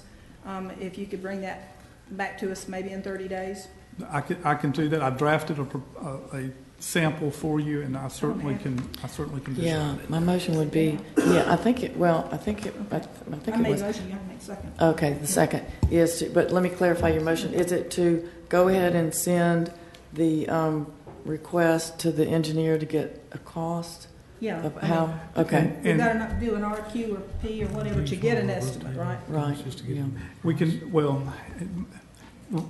Mr. Jones asked, could we use our 3 engineers that we have on a rotating basis? My concern, and I should have told you this before, my concern is the way the magistrate's recommendation is they wanted somebody, or he recommended somebody that had no previous contact with the project. And I think it needs to be an unbiased third party who is not even from here and is, Yeah, who is a stormwater guru, and that's, I think, who you found. Yeah. So is And that your motion? Before you go any further, I can do that. I just want to make sure that if you want me to issue it to more than one, I can certainly do that. I've talked to more than just this guy, but I can certainly do that if you want me to. Well, sure. Send I it think to we have to, though. send it to whoever you can. So is there a motion and a second to go out? Go out and get a cost estimate of Okay. complying with the magistrate's recommendations. Yes. All right, we got a motion and a second. All in favor, say aye. Aye. Opposed? Motion carries. All right, Mr. Osborne. Had 1 minute left. The last question was, and should this recommendation come back for an implementation of a fix, and there's no land left to fix because we're still building on it because we don't know if we followed the rules yet, but we're continuing to build, how will we implement that? I mean, really, common sense question here.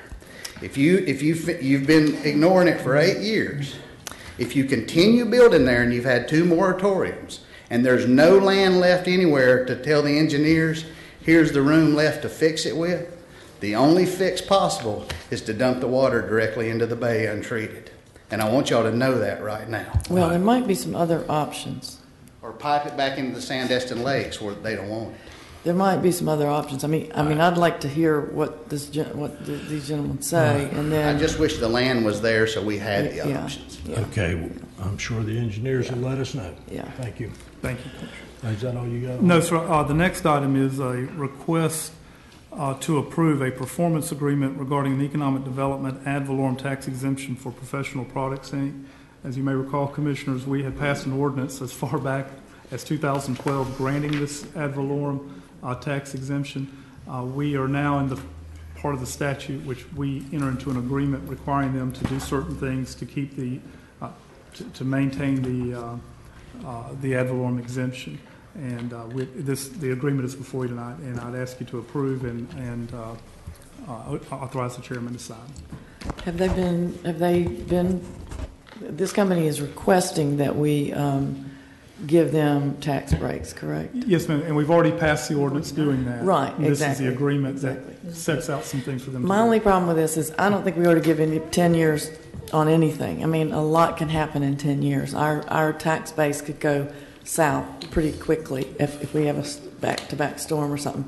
I would say 3 years at the most.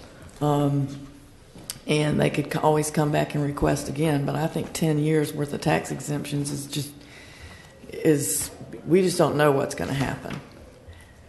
And there's a lot of cities and counties that have done this that are now in trouble because they've given people exemptions and they've gone out way past 10, 15 years, and then all of a sudden they get in trouble financially and there's nothing they can really do. So I'd rather see us, if we're going to, doesn't the agreement say 10 years? Yes, ma'am. The statute allows for up to 10 years. Yeah. But that's part of the negotiation. Does it require an annual review to see that they're living up to that agreement? Yes. So actually, then we could cancel it.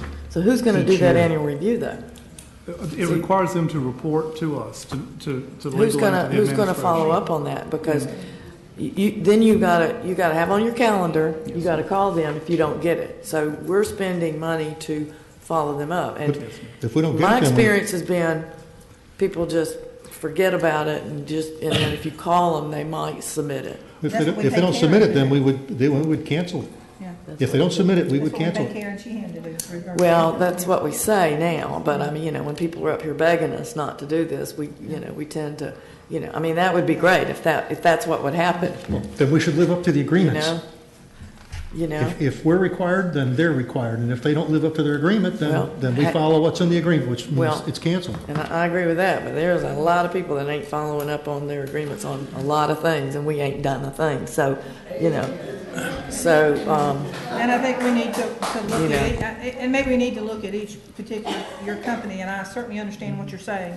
But these folks have been in business in Walton County for almost as long as I can remember. They're an absolutely reputable company. They do business internationally. As long as people are sick and break their legs and arms, they're going to be in business. But we've got to have some mechanism throughout the county to review contracts on a yearly basis, no matter what contract it is. I mean, the city, Yeah. for example, is a good example. Yeah, So, I know, if but- legal could. Commissioner Meadows, let me ask you a question. How about a 3-year with the option to renew for an additional period of time? Well, yeah, they always have the option to come back and request another 3 years. But I mean, make that a formal part of the agreement, that they have the option to renew by presenting us with the information that's been required. Yeah, they have to come back and present it.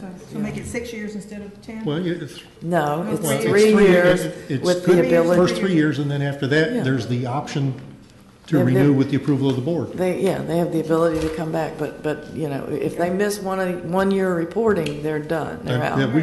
And I think that's important, that we have the agreement, and if they're not going to live up to the agreement, Well, and the timing of it is important too, because, as taxes are set and they get exemptions, you got to back that up to make sure that, you know what I mean? So somebody's got to keep a calendar, and that costs money. So I just don't want us to be costing money for them to save $2,000 on an ad valorem tax bill. I mean, it doesn't make sense to me. Two things. One, any part of this is, in terms of the length, is negotiable. The reporting requirement, Commissioner, and actually I had a little list here of updates I was going to give you. One of the updates I was going to give you is the software you allowed me to purchase 2 meetings ago is going to be installed next Wednesday. It will help us tremendously in being able to track contracts. We're doing it basically with a spreadsheet now, and frankly, there's no automatic reminder to calendars, so we have to literally look at it every week. And bless Karen's heart, she does a wonderful job of doing that. You'll notice these contracts are being renewed ahead of time instead of, we're not having to do the emergency 3-month bind-overs as often, but that should help allay some of your concerns, Commissioner Meadows. But the length and the terms and the reporting requirements are certainly all negotiable. I don't want you to think that it's This not. says, they have to do an annual report before March 1st of each year of the exemption period. So March 1st, I guess, is their deadline. I think, as good as people may be in business, you just don't have any idea what can happen. You've seen firms that we thought were going to be around, gone like that. So I don't think you can make you just can't, you just don't know what's going to happen. So 3 years, in my opinion, is plenty. With an option to renew? I think the option to renew should They be in can it. always- they can But always- it's under the same thing, if after 18 months they went south on us, Yeah. then we would terminate the contract right then. We wouldn't have to wait for the expiration of the 3 years. Right. And that goes back to the filing of the report by March 1st. Right. So no matter what period of time you put it in for, whether it's 3 years or 50 years, I mean, we've got the ability to do it. But I think you're exactly right. I mean, it's obvious even from the fact that this thing got missed for this long is something that we need to make sure that it does get followed up on, that we do get the required annual reports, and that the board have that opportunity each year to ratify that it is still a valid economic opportunity for them to pursue. Mm-hmm. Yeah, And we do have, because of this, frankly, we do have with the property appraiser a better process in place. We receive them. We immediately forward them to the property appraiser. There's a form the business has to fill out. The property appraiser does the investigation to determine if they're eligible. Once we get that back from the property appraiser, we draft the proposed ordinance, and then once the ordinance is adopted, then we draft it. If I'm a rental, if I have 5 rentals, I'm doing business in Walton County, can I come and ask for a tax exemption? Commissioner, the way I understand the ordinance is to qualify, you have to invest in, you have to either have an expansion of an existing business or creation of a new business that's going to create new jobs or an investment in personal and real property. So if I buy 2 more units and hire 3 more people, then I could come forward and ask for an exemption. I wouldn't know for sure if you'd qualify, but it sounds like you would. Yes, ma'am. But, and that's my point. That's my point is, that's my point is, open the floodgates and, it's going to be difficult to tell people no. And you're going to have, if I was in the rental business, that's what I would do. If I was in the hair salon business, everybody and their brother, and we can't afford we have the second lowest taxes in the state of Florida, I think, or the third. why are we even even considering giving tax breaks to people? I'll Unless it's Google and we really want them, and then there's an exchange. That's my opinion. The ordinance is very broadly written, I will say. Yeah. And some businesses, for whatever reason, want to do it, and some don't. Is there a threshold of job numbers to be created in order to be considered? No. I'm sorry, I don't know that off the top of my head. I don't think there is. I don't think there is. I think it's just There's any some people out there who I think want to say something. Don't roll your eyes. All right. Art, I think you had your hand up first. Good evening. Art Miller. And I was going to speak here in a couple of minutes about another issue regarding tax exemption, but let me comment on this one. In doing some research on this subject, I talked with a number of people, and one of the things I found out about ad valorem tax exemptions is that they're almost never given to retail operations. Also, they usually have a stair step or a threshold where you say a certain number of jobs at a certain level, not just 6 people at minimum wage, but a certain level. And that is lacking, as I understand it, in this particular case. Also, there's nothing, as I understand it, that says that you are required to give this tax exemption. You have the power to give it, but it doesn't mean you're obligated to give it. So because someone asks doesn't mean that they're going to get it. So I would suggest you revisit the ordinance and say we need to have a certain level of commitment. The way I look at it, if you go out and find a company that wants to move here, that wants to invest substantially in our community, wants to bring people in from another location, and they're in the process of looking at various options. Let's say they're looking at Walton County, they're looking at Escambia County, they're looking at Georgia, whatever, and in order to entice them to come here, you want to give them a tax break. That makes sense. To give people a tax break because they happen to be here and they ask for it makes no sense whatsoever. And in effect, what it does is to put the burden on the rest of the taxpayers. That's all you're doing. Milton Friedman said there's no free lunch, and they want free lunch. So I would strongly suggest you take a hard look at any of these tax exemptions until somebody steps up, like a Google, and says, or maybe not so much a Google, but somebody that says, we're going to bring in a couple of hundred jobs here, we're going to buy homes, we're going to invest in our community, and we're going to build a plant here. But short of that, I would say, why don't you give everybody a tax break? I'd like a tax break. All these people would like a tax break. I think it's absurd to just generally give them breaks. I'll be back. All right. Suzanne, let Don come on up, Dr. Riley. Don Riley again. I bet it's going to floor y'all that I'm not in favor of this. I'm not. Why should these people be discriminated for in the first place? That discriminates automatically against someone else. Why should they be given a competitive advantage? Number 2, they're already here. Number 3, they are a retail business.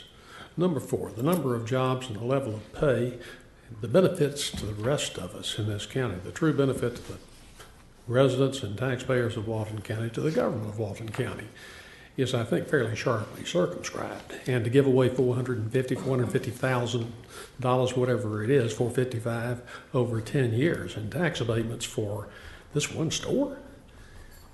Before Commissioner Meadows mentioned that, would this apply to rentals? So the same thought hit me. You must have some powerful theta waves. It hit me right away. Well, Mr. Bagby just said that the imputed rental values for Walton County from the tourist industry for beds, based on the bed tax, was something like $445 million. There's a lot of other taxes involved in that. These people that are renting have to pay some personal property taxes that are involved in the conduct of business. Why are they not going to get an abatement? I think there needs to be a serious backup, look, and reassess on just exactly what thresholds you need to put in place before you venture into this minefield, because, boy, it is a minefield. You're going to see, why is Love's not going to apply for the same thing, and how are you going to tell them no? Why is every other business in this county that's recently come or is thinking about upgrading their services, why are folks who have 5 rentals not going to get 1 or 2 more and apply for the same thing? How are you going to rationally reasonably and equitably turn those folks down. Hell, you can't do it. I would urge that you put a little moratorium on this while you study this and come up with some better indicators for who qualifies here. Everybody would like for a free lunch. I'd love for y'all to take some of my taxes and give them back to me, or not take them from me in the first place. I just got a big tax increase this year, and I'm not making any money off it. But in any event, I would urge you, please rethink this. Right now, I think this is one of the worst ideas that I've heard. Thanks. Mr. Chairman, I would agree with Dr. Riley that there's some thresholds that are needed. If the ordinance does not have them, and I think that we probably ought to revisit that with amending it. And I think that the idea of a moratorium until we come back with some stuff probably would give everybody an understanding of what would be required and how to go about getting it. And I understand that these are people that somehow got something approved a while ago that got missed, but I really think that we do need to establish the thresholds.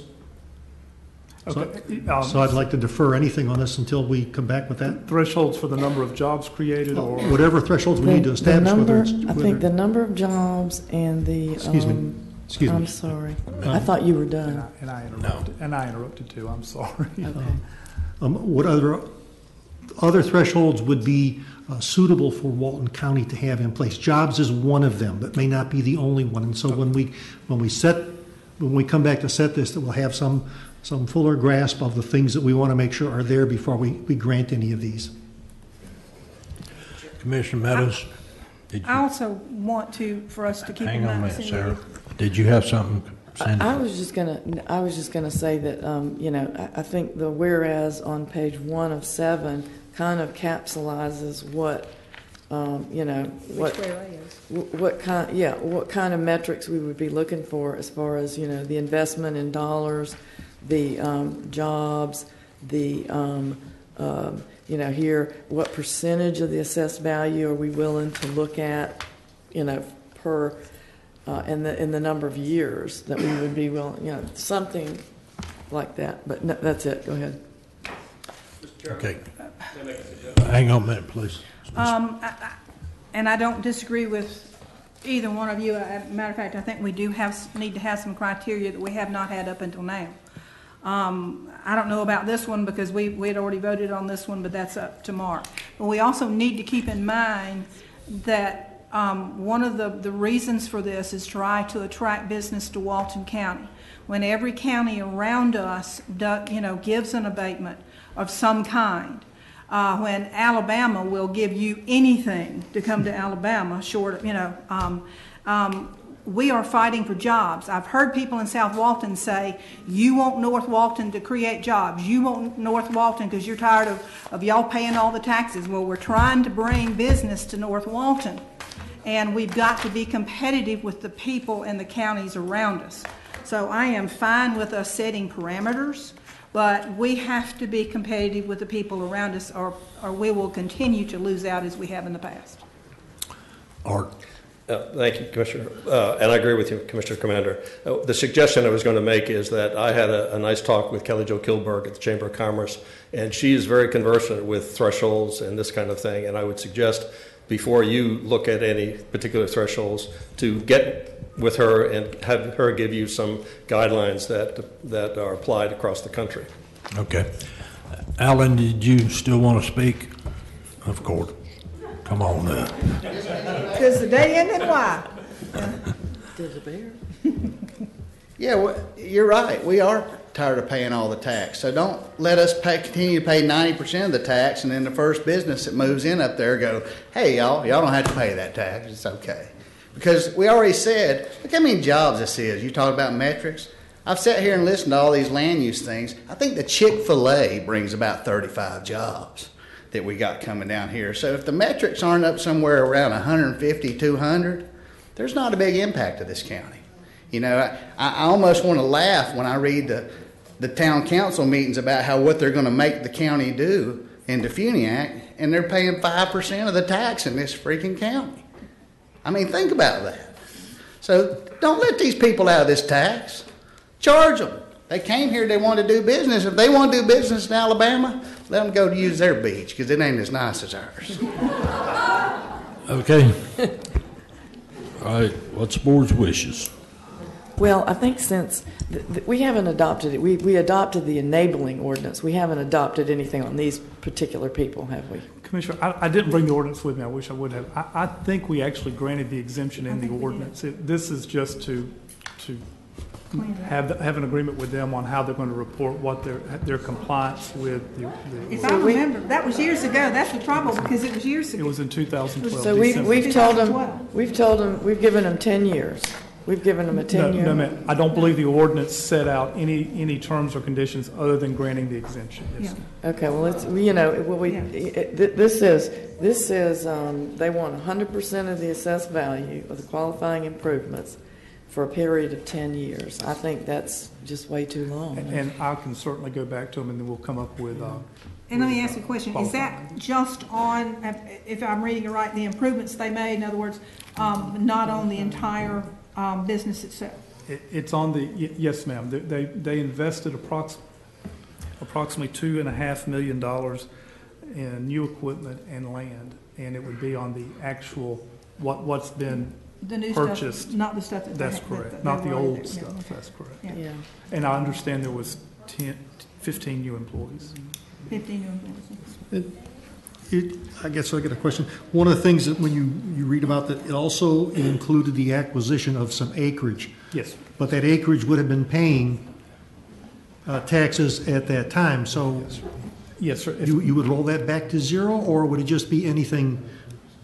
And that's what I'm concerned about. Is it sounds like that you're saying, okay, if you bought land and you were getting a tax revenue on it, you now want to abate that, and I'm not sure. Commissioner, my understanding from Mr. Pilcher would be any increase in the value from the time of purchase to the time of the next assessment, but okay. I'll check with him. So the value of the land that was acquired would still be subject to the same level of taxation as the base year? That's correct. Now, there will be, as I understand this particular situation, this was actually a building that was foreclosed on that's next door to his current facility, and he went and bought it after the foreclosure.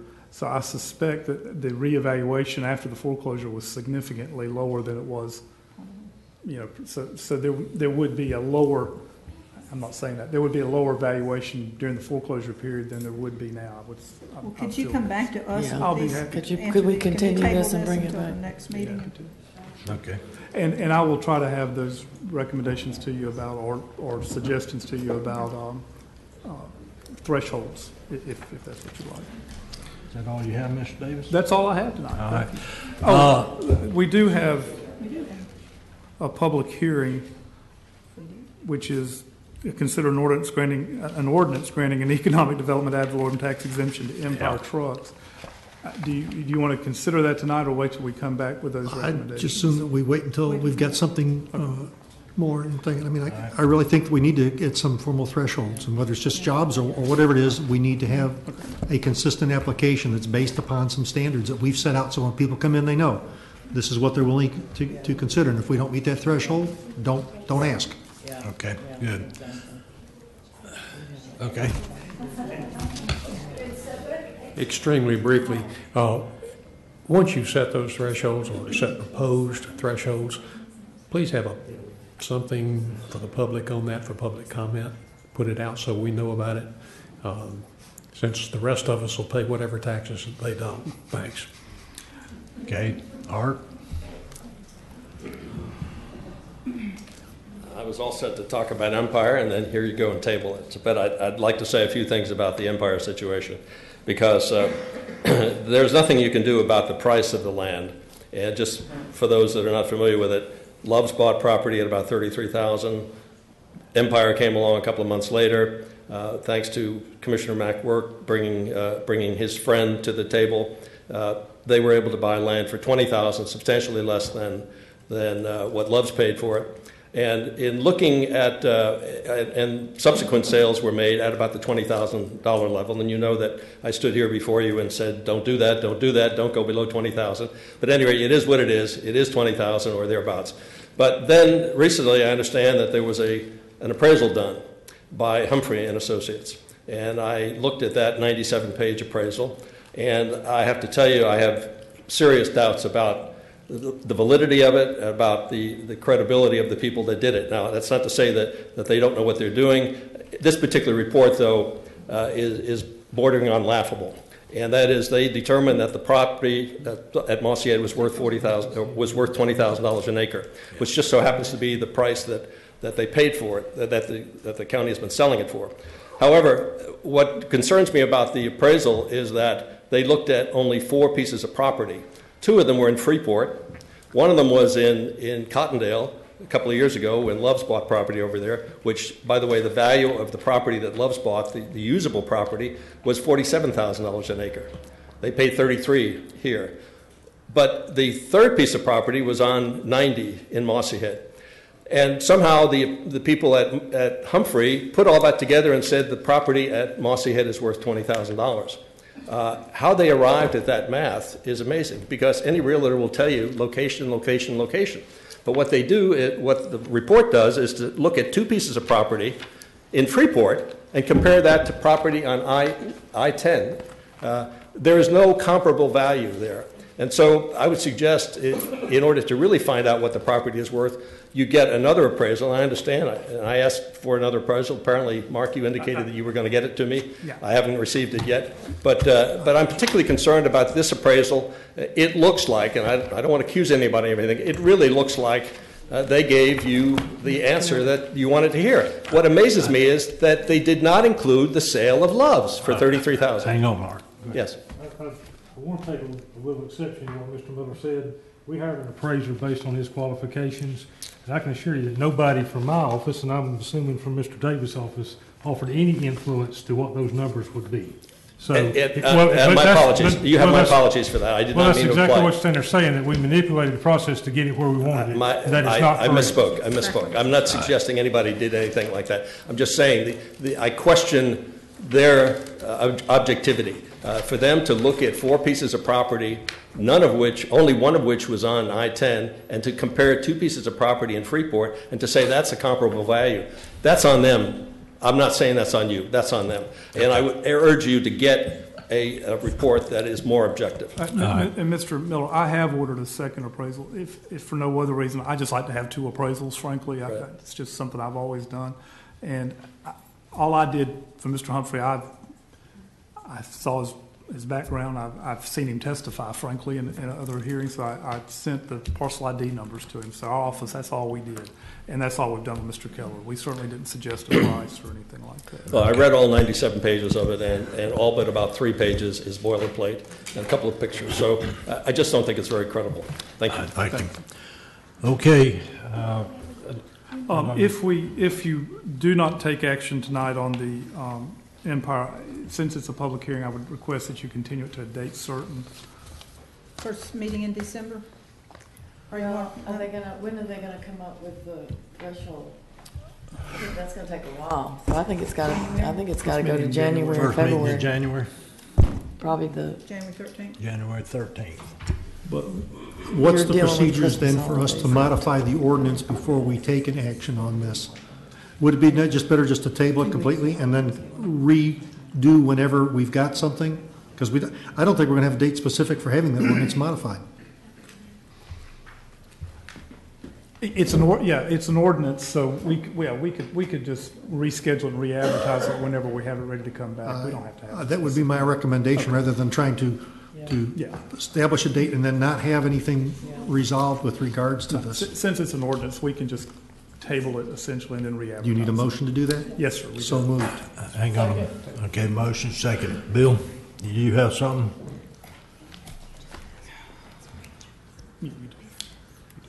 My name is Bill Fletcher, and appreciate the opportunity to talk to you. I would encourage you not to table this and to just deny the exemption.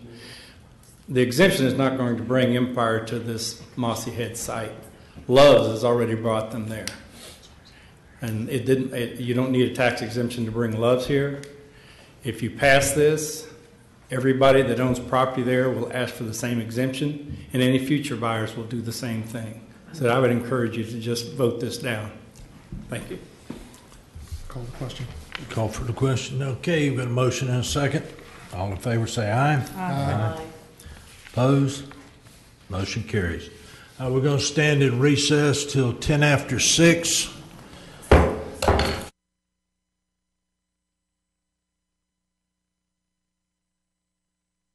We hot? No. All right. Rick? That's what I'll do. Okay, we're hot. Under my name. Let's come back to order, please. Next on the agenda, Commissioner Meadows, you have anything? I do. I would like to.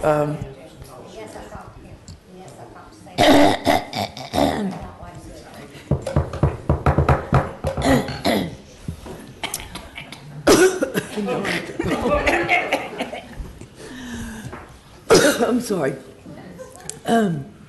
Yeah, I would like to suggest that we do not have a meeting the day before Thanksgiving or the day of Thanksgiving.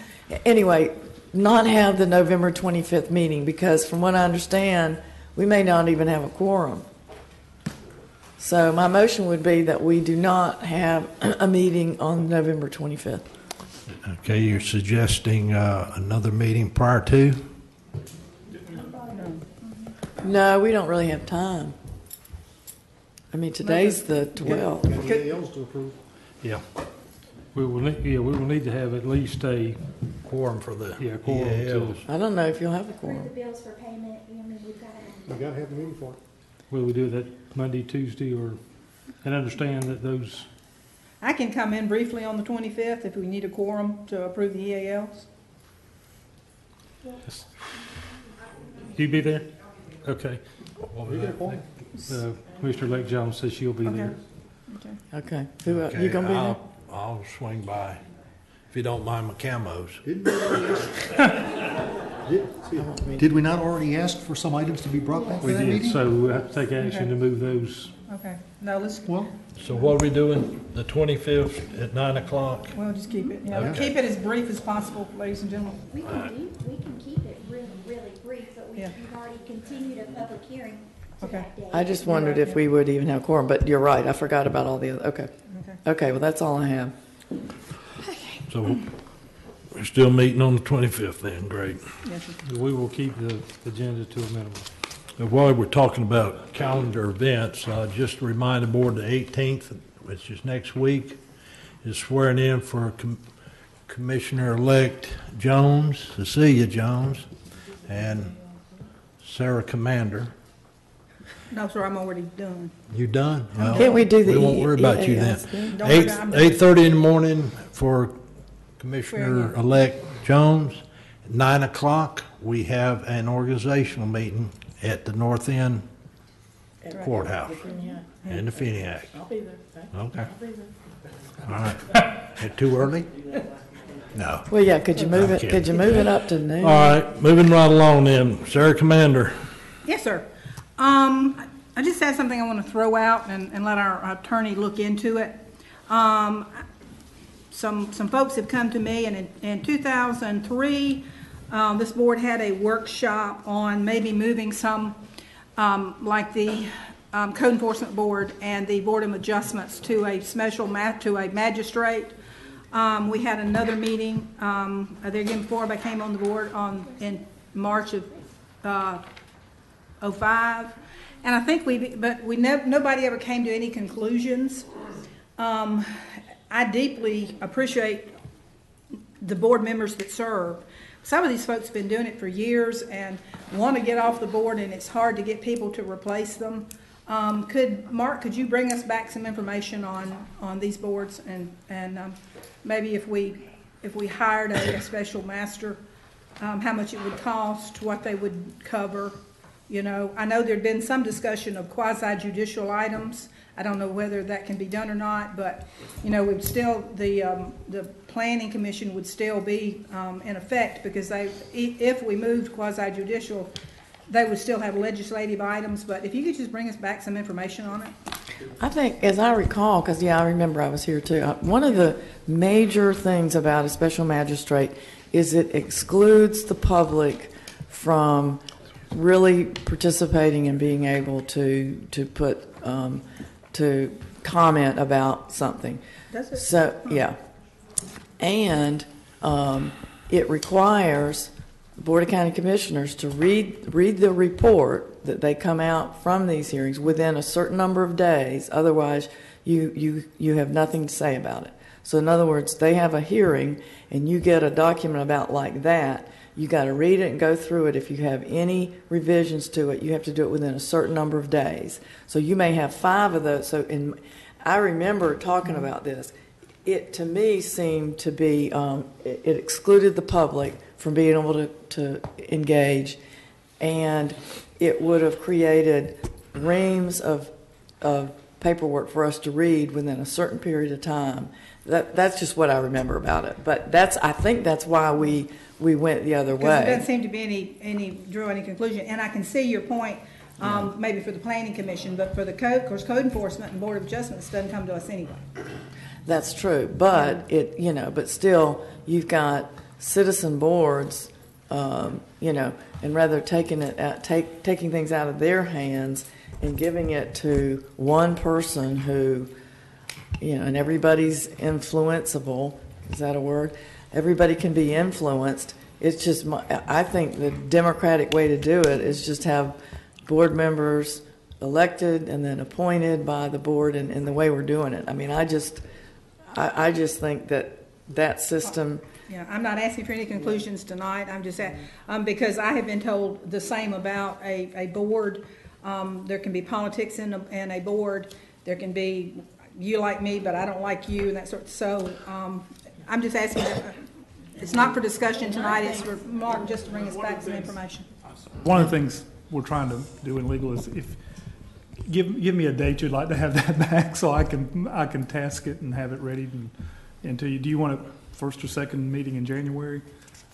I want to give you enough time if you want to. It looks like we've got a lot going on. If you want to wait till February. What we'd need to do is review the statute, review some other county ordinances. Won't we wait till February because it looks like we're stacking up January already. First meeting in February. That'd be fine. Yeah, and one of the things too, if anybody wants to get off any of these boards, all they have to do is speak up, and we've got people really who want to serve. I mean, who are waiting in line. Okay. So, Bob, did you want to make a comment? I've got you, sir, right after him. Yes. For the record, my name is Bob Hudson. I'm the Executive Director of the Walton County Taxpayers Association. On a personal note, I want to take a minute, if I could.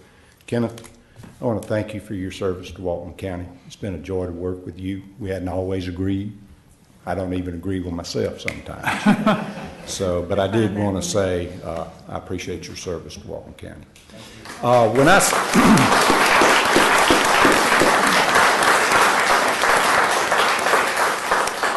When I saw this item on the agenda, Sarah, I took it upon myself to contact 6 different counties and municipalities that use this process. So, Mr. Davis, if you're willing to accept a citizen's packet that shows you the cost and the pluses and the minuses and the different ways that other counties have done that, I'd be more than happy to do that. Some of them have both. They have a code board and then they have a special magistrates board. And a citizen has the right to choose between the 2 of those, which one they want to go before. It appears that most of the larger counties that have done this have done it to expedite the process. When I went and looked at the number of times the Code Enforcement Board has been canceled because it didn't have process, I don't see that that's any advantage to Walton County. It is also a very expensive process. I can tell you, you're not just paying that attorney to sit there for an hour or whatever it happens to be, but in some cases, those special magistrates have more than one, and they meet once a week or they meet 2 times a week and everything. But Mark, I'll be more than happy to send that to you. But I think the biggest thing is I don't know where we have people that want off of boards.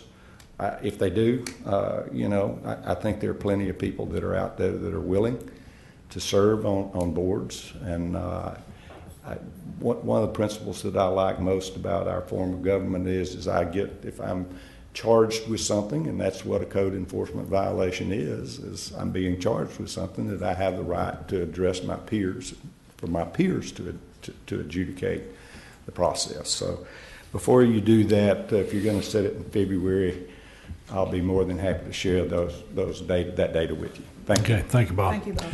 Sir?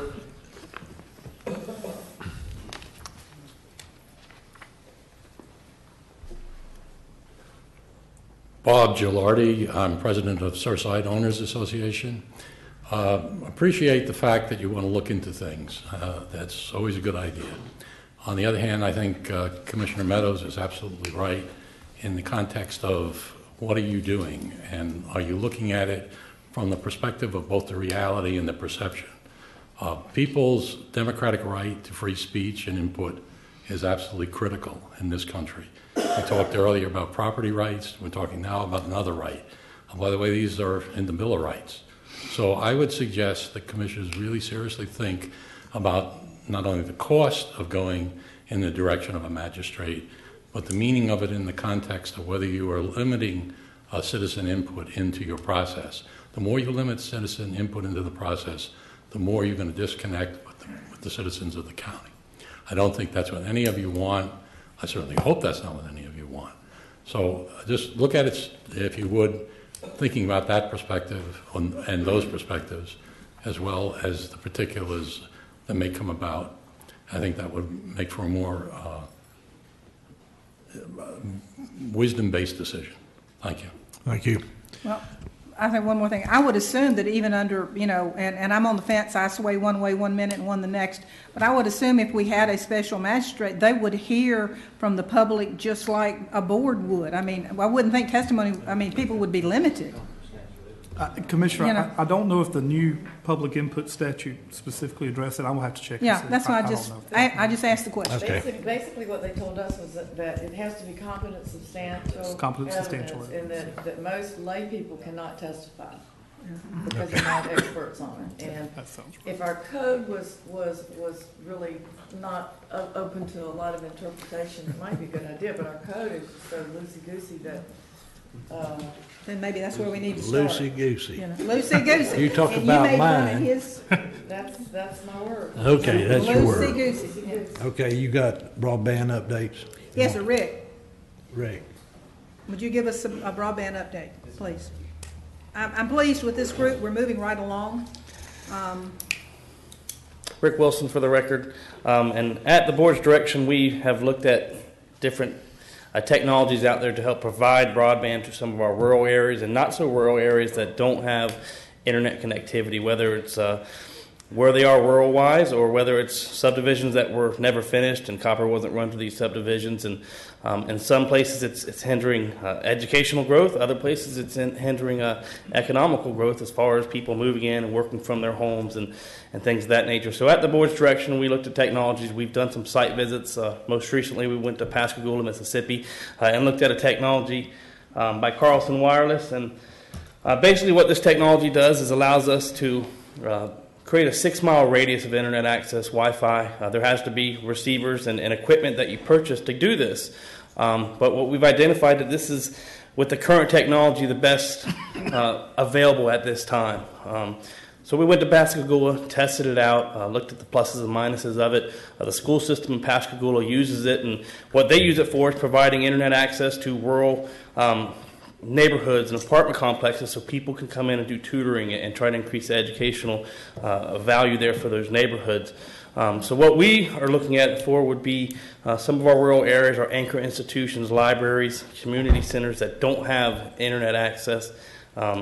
And the committee has come to the determination that we'd like to look into, if the board wishes so, to purchasing one of these units. The rough cost of it is about $7,000. The way this technology works, without trying to get too deep into it, is it uses white space between the TV channels. So if you think of the channels 1 through 13, there's channels aren't there that aren't being used. So we can tap into that signal. We have to get FCC licensing, which there's plenty available for it, but we can use that to broadcast. And what we would like to do is to, if you wish, is purchase one of these units, test it out in our rural areas and see where it will work, where it won't work, at our libraries. See if we can reduce the cost that we're paying right now for internet and provide more access to people at a much reduced cost. Another plus to this system here is it's completely mobile. So if we had to activate the EOC and towers were down, CenturyLink was down, Bright House was down, as long as we can get one of those one of those companies for a backbone, we could provide internet access for a 6-mile radius, technically, around the EOC or around a community center somewhere. So really just want to see what the board would like us to do moving forward, but we have made some strides with it. Okay. And this is not just, I think you typically think North Walton. This is very prevalent here in South Walton. More and more people are moving to South Walton. They want to work out of their homes. And a lot of these neighborhoods, they have no internet access. So it's countywide. It is just not in the northern part of the county. But we would like to buy a unit and test it in various locations there again to see how well it would work. And, Commissioners, we get probably 2 calls a week at my office of people that are trying to buy property in South Walton, specifically down towards Inlet Beach, and they want us to get CenturyLink or Cox or Metacom to give them internet. And since our franchise rights were taken away in 2012, we don't have any way of forcing them. These people say, "I want to work from home. I want to buy a house here so I can work from home," and they can't. So this is a possible solution down the road, but we need to be able to test some of it out and see how it would work in our. Yes, sir. Okay, Rick, if you will, put on your inventory list or whatever, there's about 150-foot monopole at the Red Bay Community Center. Yes, sir. That could probably catch that 6-mile radius that you're talking about, but that's just for future reference in case it's needed. Yes, sir. If it's appropriate, I'd like to make the motion that we go ahead and purchase this equipment so we can start testing it out throughout the county.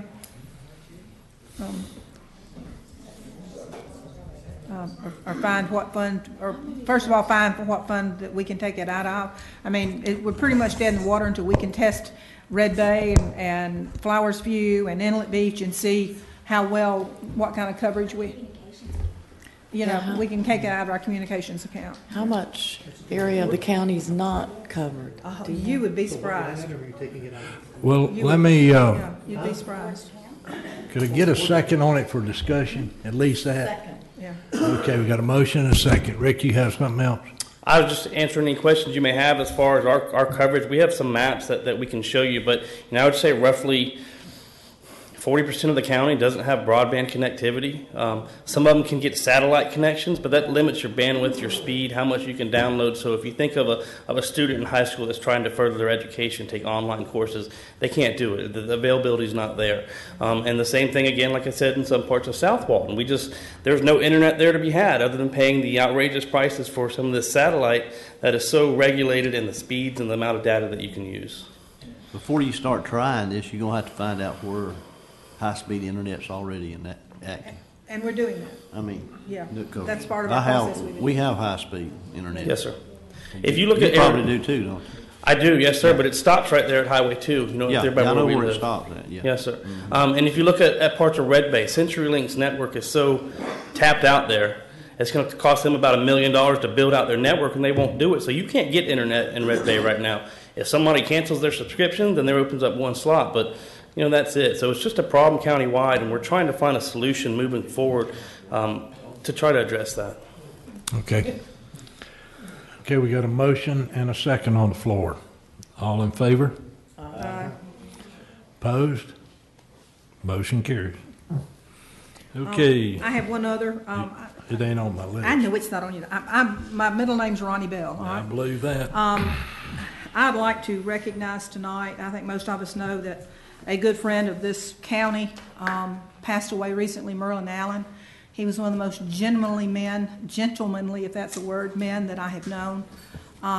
He started the Scenic Corridor Association. I mean, he was a wonderful man, and I'd like for us to express to his family our condolences.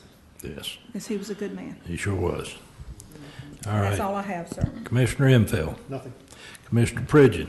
As far as me, the only thing is, Kenneth, thanks again for your service to the county.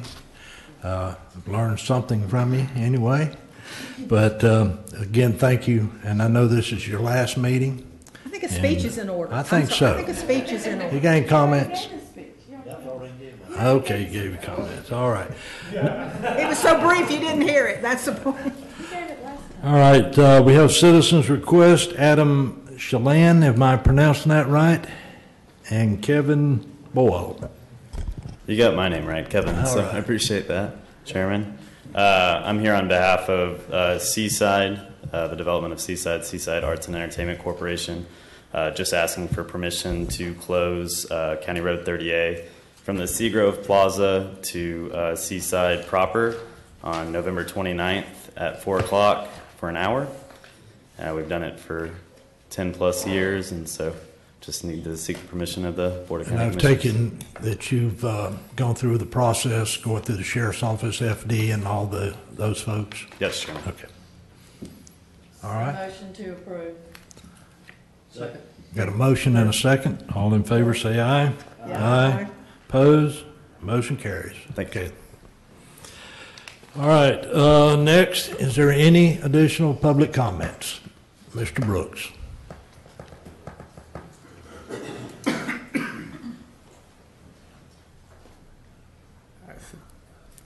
Mr. Chairman, thank you for the opportunity to comment. I'm Bob Brook. It's Brook with an E, no S.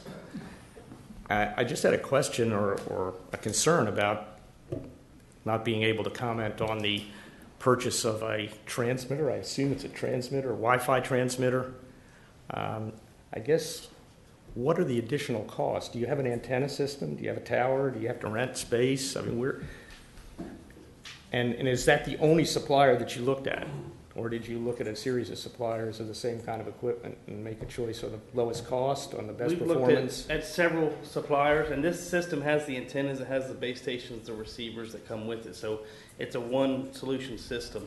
We looked at several different things out there. The Florida Rural Connect system is one of them that was granted years ago. It was a big grant program. And this is the most cost-effective one that we've identified. We brought the Sheriff's Department in, MIS, lots of other people from our county and some people from the community to help us with this and see what's going to work best, what technologies are available. We've called people from Michigan. We've gone to Pascagoula. We've talked to people down in Miami-Dade. So from what we found, this is the most efficient for the cost, and it's a one solution system. It doesn't have to be higher than 10 feet off the ground to receive this signal and to send it out. The monopoles, not really necessary. You don't have to have it that high. It uses that white space in TV, which that white space and the way those waves go is pretty broad and can reach these receivers as well. So it's a really all-in-one solution. So what altitude or what height is the antenna you're using? Well, the antenna goes up to about 30 feet, and that comes with it. And that's enough to get a 6-mile radius. It's not a point-of-sight system. It's a white space system. And, I'd be happy to send you the information on the technology if you'd like. Yeah, I would like that. Yeah, I mean, you're using the space between the bands. Correct. It's not being used. Correct. But it's line of sight, isn't it? No, it's not line of sight, sir. No, Not at all. We're just gonna test it. Yeah, they're gonna test it. They're not gonna buy anything and spend a lot of money until they test it. Well, we've got to have this unit to test it. Okay. We've got to test it. Yeah, they are spending $7,000. At least Roughly, that's what I thought I it's heard. less than 7. Yeah, it's less than 7. We asked not to exceed 7. The cost of the unit is $6,000, and then we have to get our space. We have to apply with the FCC to get space on that spectrum there, but it's not a line of sight system at all. See, as analog TV is going away, we're going to have all that bandwidth in order to, that people can apply for and get and use for this kind of thing. It's kind of like AM radio stations, Similar. the same principle. Well, I'd appreciate the information. I think there's more cost than $7,000 associated. We'll send it to you, sir. Okay. Frank?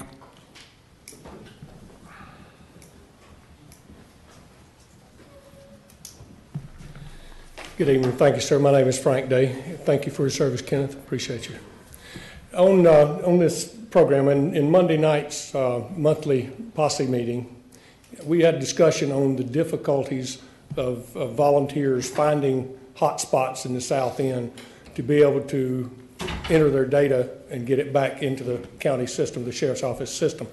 Perhaps working with this in the sheriff's office to mesh that somehow would enhance that function for the county. You say it's $7,000 a copy for each piece of equipment? Basically, the unit cost for everything is $5,727. The licensing fee can be anywhere from a couple $100 to $500, $600, $700. Pascagoula, I think it was around $250. We haven't applied for that yet because we wanted to get direction from the board, but the actual cost of the equipment with the antennas is $5,727. Could you piggyback that with an existing FCC license? We're not sure. We're not sure. What we are sure of is that there's space out there to be applied for in this area. We did that research to make sure that it was available before we wanted to move forward. But, as far as using this for the Sheriff's Department, our anchor institution, that's our goal, to provide, one, for the community if we can, but two, for our anchor institutions that don't have any connectivity. Yes, sir. The Sheriff's IT guy has been in on all of our meetings. The Sheriff's IT guy, the Clerk's office,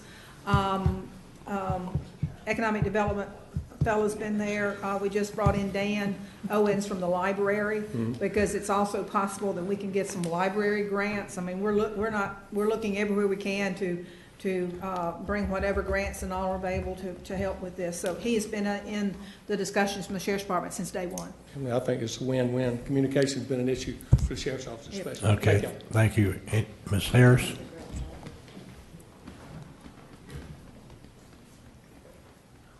On the appraisal from Humphrey, I don't want you to make a motion or anything. I'd just like for y'all to think about this, because I took it to a very big appraisal company down here to look at it. And he thought maybe Humphrey had legitimately made some mistakes. Now, if you have a beachfront condo and you want to sell it and the person has to get an appraisal on it, and they appraise the beachfront condo with 2 houses up in Paxton or Mossy Head, or even in Freeport, it doesn't meet. They've got to appraise within a certain area. Maybe there was just a mistake made, but I'm sure this county and our tax money paid for that appraisal. And I think if somebody nicely, and I talked to Larry about this at break, if somebody would nicely ask him, exactly how he appraised property at Freeport and Cottondale and didn't have his appraisal right, he might be very willing to redo it. But sometime if we get appraisals, before it's brought up at a public meeting that it's not comparative in what we have, maybe y'all can just ask somebody to look at it before we pay for it. Because I think that happens to us a lot in this county. I think we trust people and we get them to do proposals for us or give bids for us or do a job for us, and then it's not exactly what we paid for and we're going back. But I just think his D&O or his E&O is on the line with this appraisal. If somebody goes after him for this appraisal, we've already sold the land, but I think he's owed the opportunity to express the concerns that people have and say, we've paid you for this. Can you relook at it and look at it again? Because now we're going to pay for a second appraisal, and surely that one will compare different things, but we shouldn't be wasting taxpayers' money on an appraisal that's as far off base as comparatively on properties as that was. And Bill, you wouldn't want your house at Sandestin appraised, and you wouldn't want to compare, or wherever in Destin, you wouldn't want it to be valued at something that a house was up on East Tulip. So I just think you've got to compare apples to apples, and most appraisers do that, and I think he made a mistake, and I think you ought to give him the opportunity to at least relook at it. All right, thank you. Any other public comments?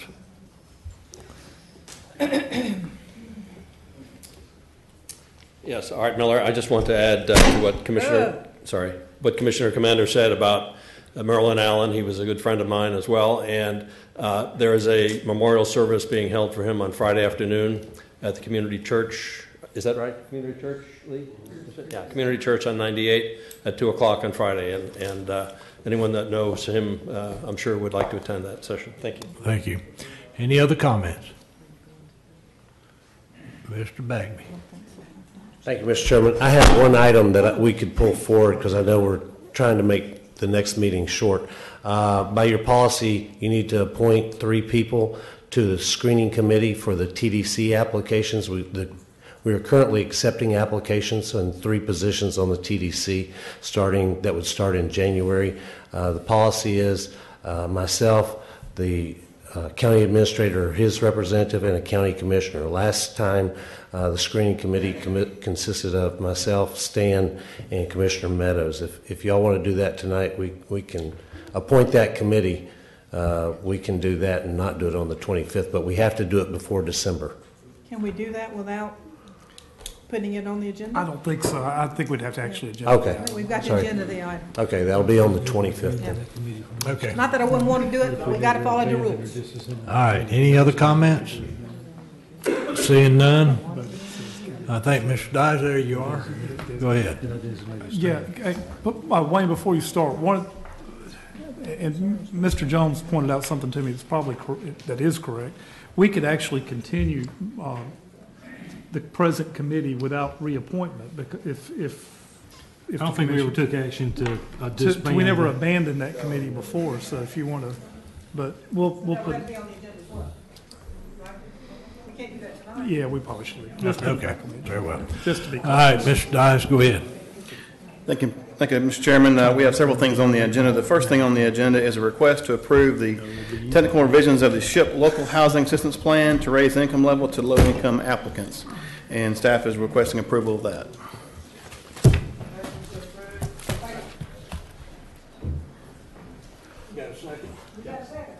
All right, we got a motion and a second. All in favor, say aye. Aye.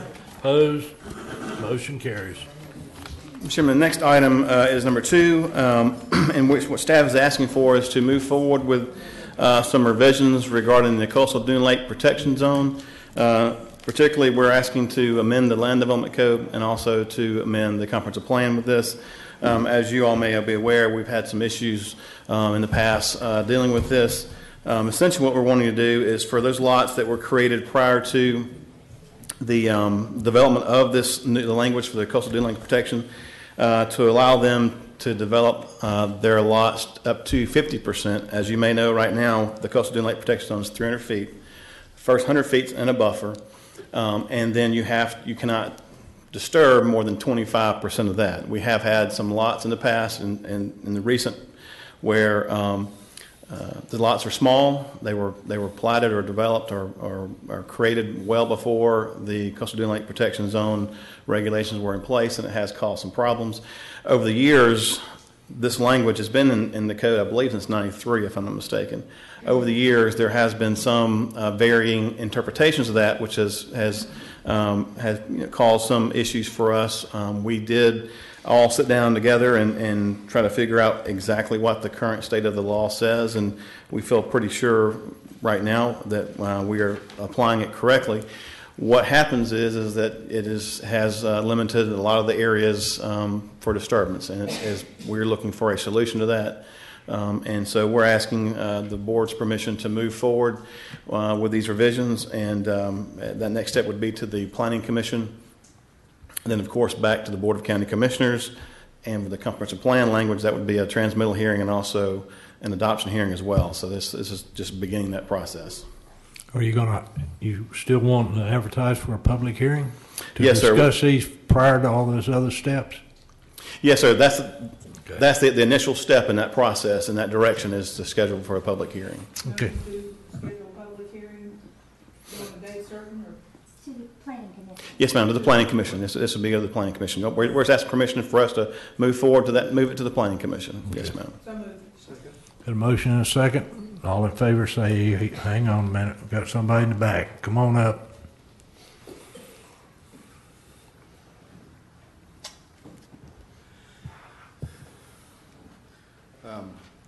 Ronald Velker Surveying, professional survey and mapper.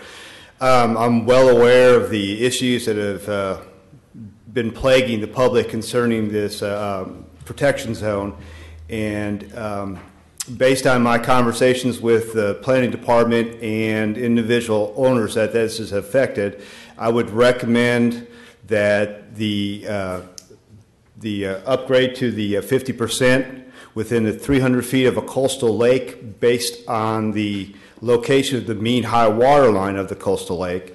And as far as the tributary is concerned, reduce that from 300 to 100 feet with the 50% also, and determine where the tributary stops being a tributary.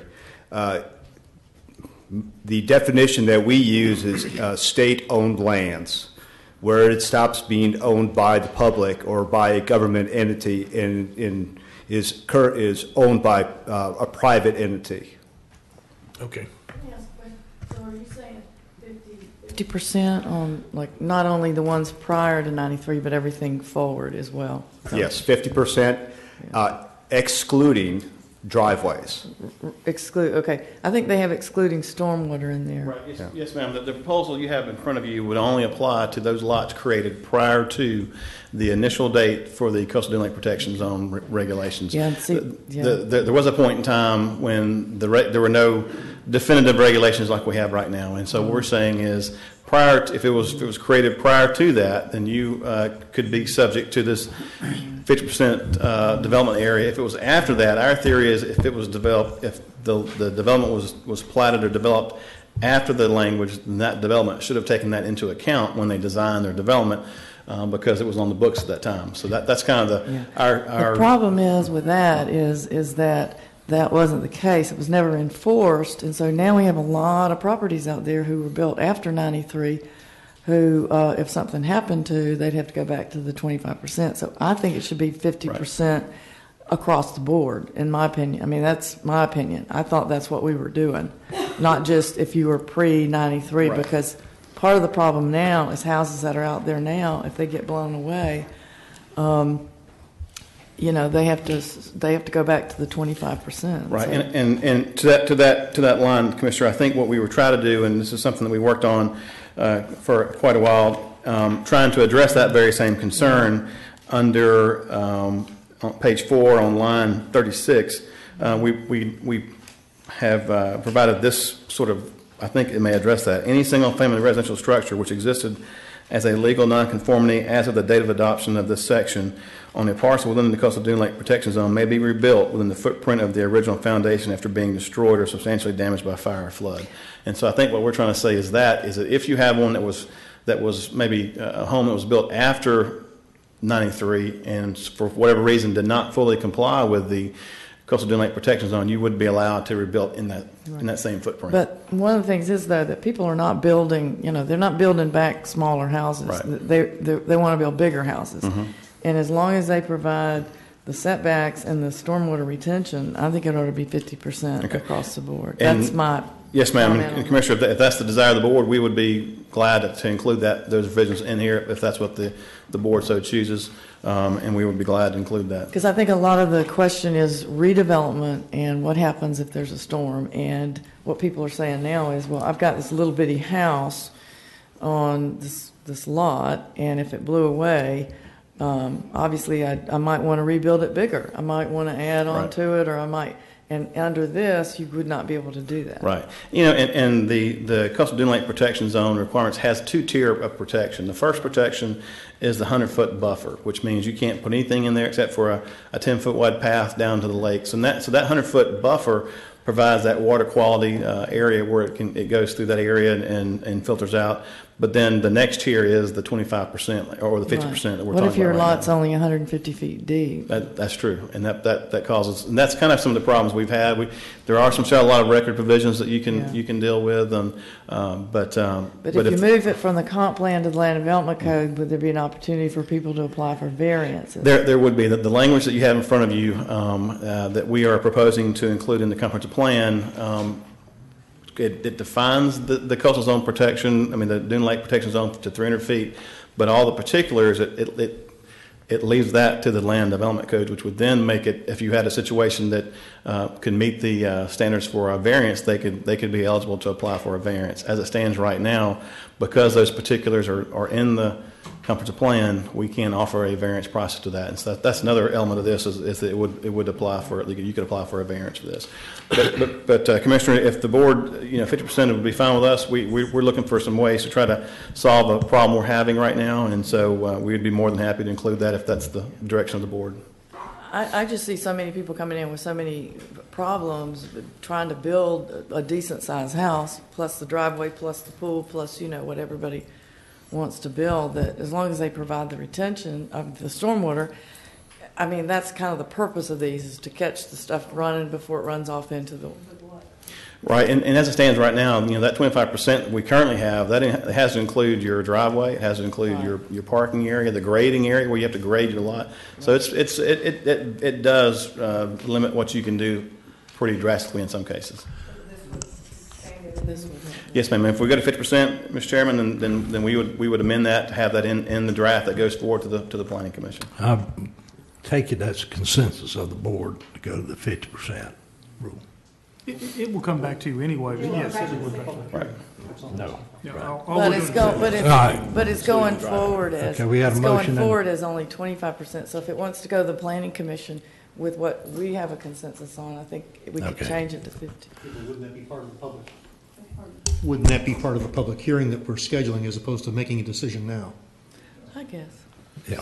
Okay, so the motion is to schedule a public hearing for those discussions. We got a second on that, and we've got a motion and a second. All in favor say aye. Aye. Opposed? Motion carries. Mr. Chairman, the last legislative item is an item that's been before you before on a couple occasions of the past year and a half. It's a text amendment to the comprehensive plan, the general commercial language. As you may recall, we had an issue a year and a half or so ago on Goolsby Road where we had a light industrial that was trying to go in. The locational criteria did not allow for that to go there because it couldn't meet the locational criteria. Staff was directed to go back and draft an exception to that because there was already light industrial all around this particular piece of parcel. Staff has done that, and it's before you tonight for a transmittal to the DEO. Again, this would come back to you as well for an adoption if it were to be approved tonight. And the exception language is on page 2 of 3 of your staff reports you have, and it basically says this, and I'll read it, Mr. Chairman, if you don't mind. It says an exception to this locational criteria may be made by the Board of County Commissioners for parcels on Goolsby Road within 3,000 linear feet of U.S. Highway 98 if a 1.5 acre special land use buffer is provided adjacent to existing or allowed residential uses and non-state owned lands.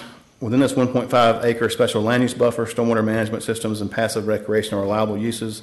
However, no development infrastructure such as buildings, roads, parking, utilities, or et cetera are allowed. And that was the exception that was drafted for that. And I think that was sort of based on the guidance we received from the board at that time. I make a motion that we move forward to transmittal, because it will come back this time. Second. Yes, ma'am. Second. Okay, got a motion and a second. All in favor say aye. Aye. Opposed? Motion carries. All right, Wait a minute. Actually, we were supposed to schedule that for a public hearing first, correct? Yeah. Or No. Do we need to have a public hearing on the transmittal? no, we can Okay, go ahead great. and do That's it. my, okay. All right, Mr. Chairman, that's all the legislative items. We have one QJ item that is on the agenda. Sure. Anyone anticipates testifying or speaking to the board regarding this quasi-judicial item, would you please stand and raise your right hand? Do we? Two, I'm sorry. I got Two of them, yeah. Two items. Do each of them you solemnly swear or affirm the testimony you are to give this board tonight will be the truth? I do. Is there any objections to any of the notices or the form of the notices that went out for tonight's hearings? Commissioners, if anyone had any ex parte contacts regarding either of the items, and if so, would you hand those in? None? Not me. So, Sarah, you got one? Yeah, I have one, so I got a phone call. And Commissioner Meadows, would those ex parte contacts prevent you from rendering a fair and impartial decision? In no way, sir. Thank you. Ready? It's all yours, Mr. Bass. Thank you, Mr. Davis. Mr. Chairman, the first item on the agenda is number 2, Garden Vault Small Scale Amendment 14-010. I'll ask Tim Whaler to come up and give a staff presentation on this. Good evening, Tim Whaler, Planning and Development Services. This is a small-scale future land use map amendment submitted by Jenkins Engineering. The proposal is to amend the Walton County Comprehensive Plan future land use map designation of 0.92 acres from rural village to industrial. The site is located on the north side of U.S. Highway 90 at the intersection with Shelter Drive and is identified by parcel 303N1810000110030. We did not receive any written public comments on the project, and the proposed amendment to the comprehensive plan map provides for an orderly and logical development pattern in the neighborhood and does not contravene the goals, objectives, policies of the Walton County Comprehensive Plan. Be happy to answer any questions you may have of staff. Any questions, staff? Somebody answer what a garden involves. Well, I think the applicant. All right, the applicant, I got you, Alan. Just hang on.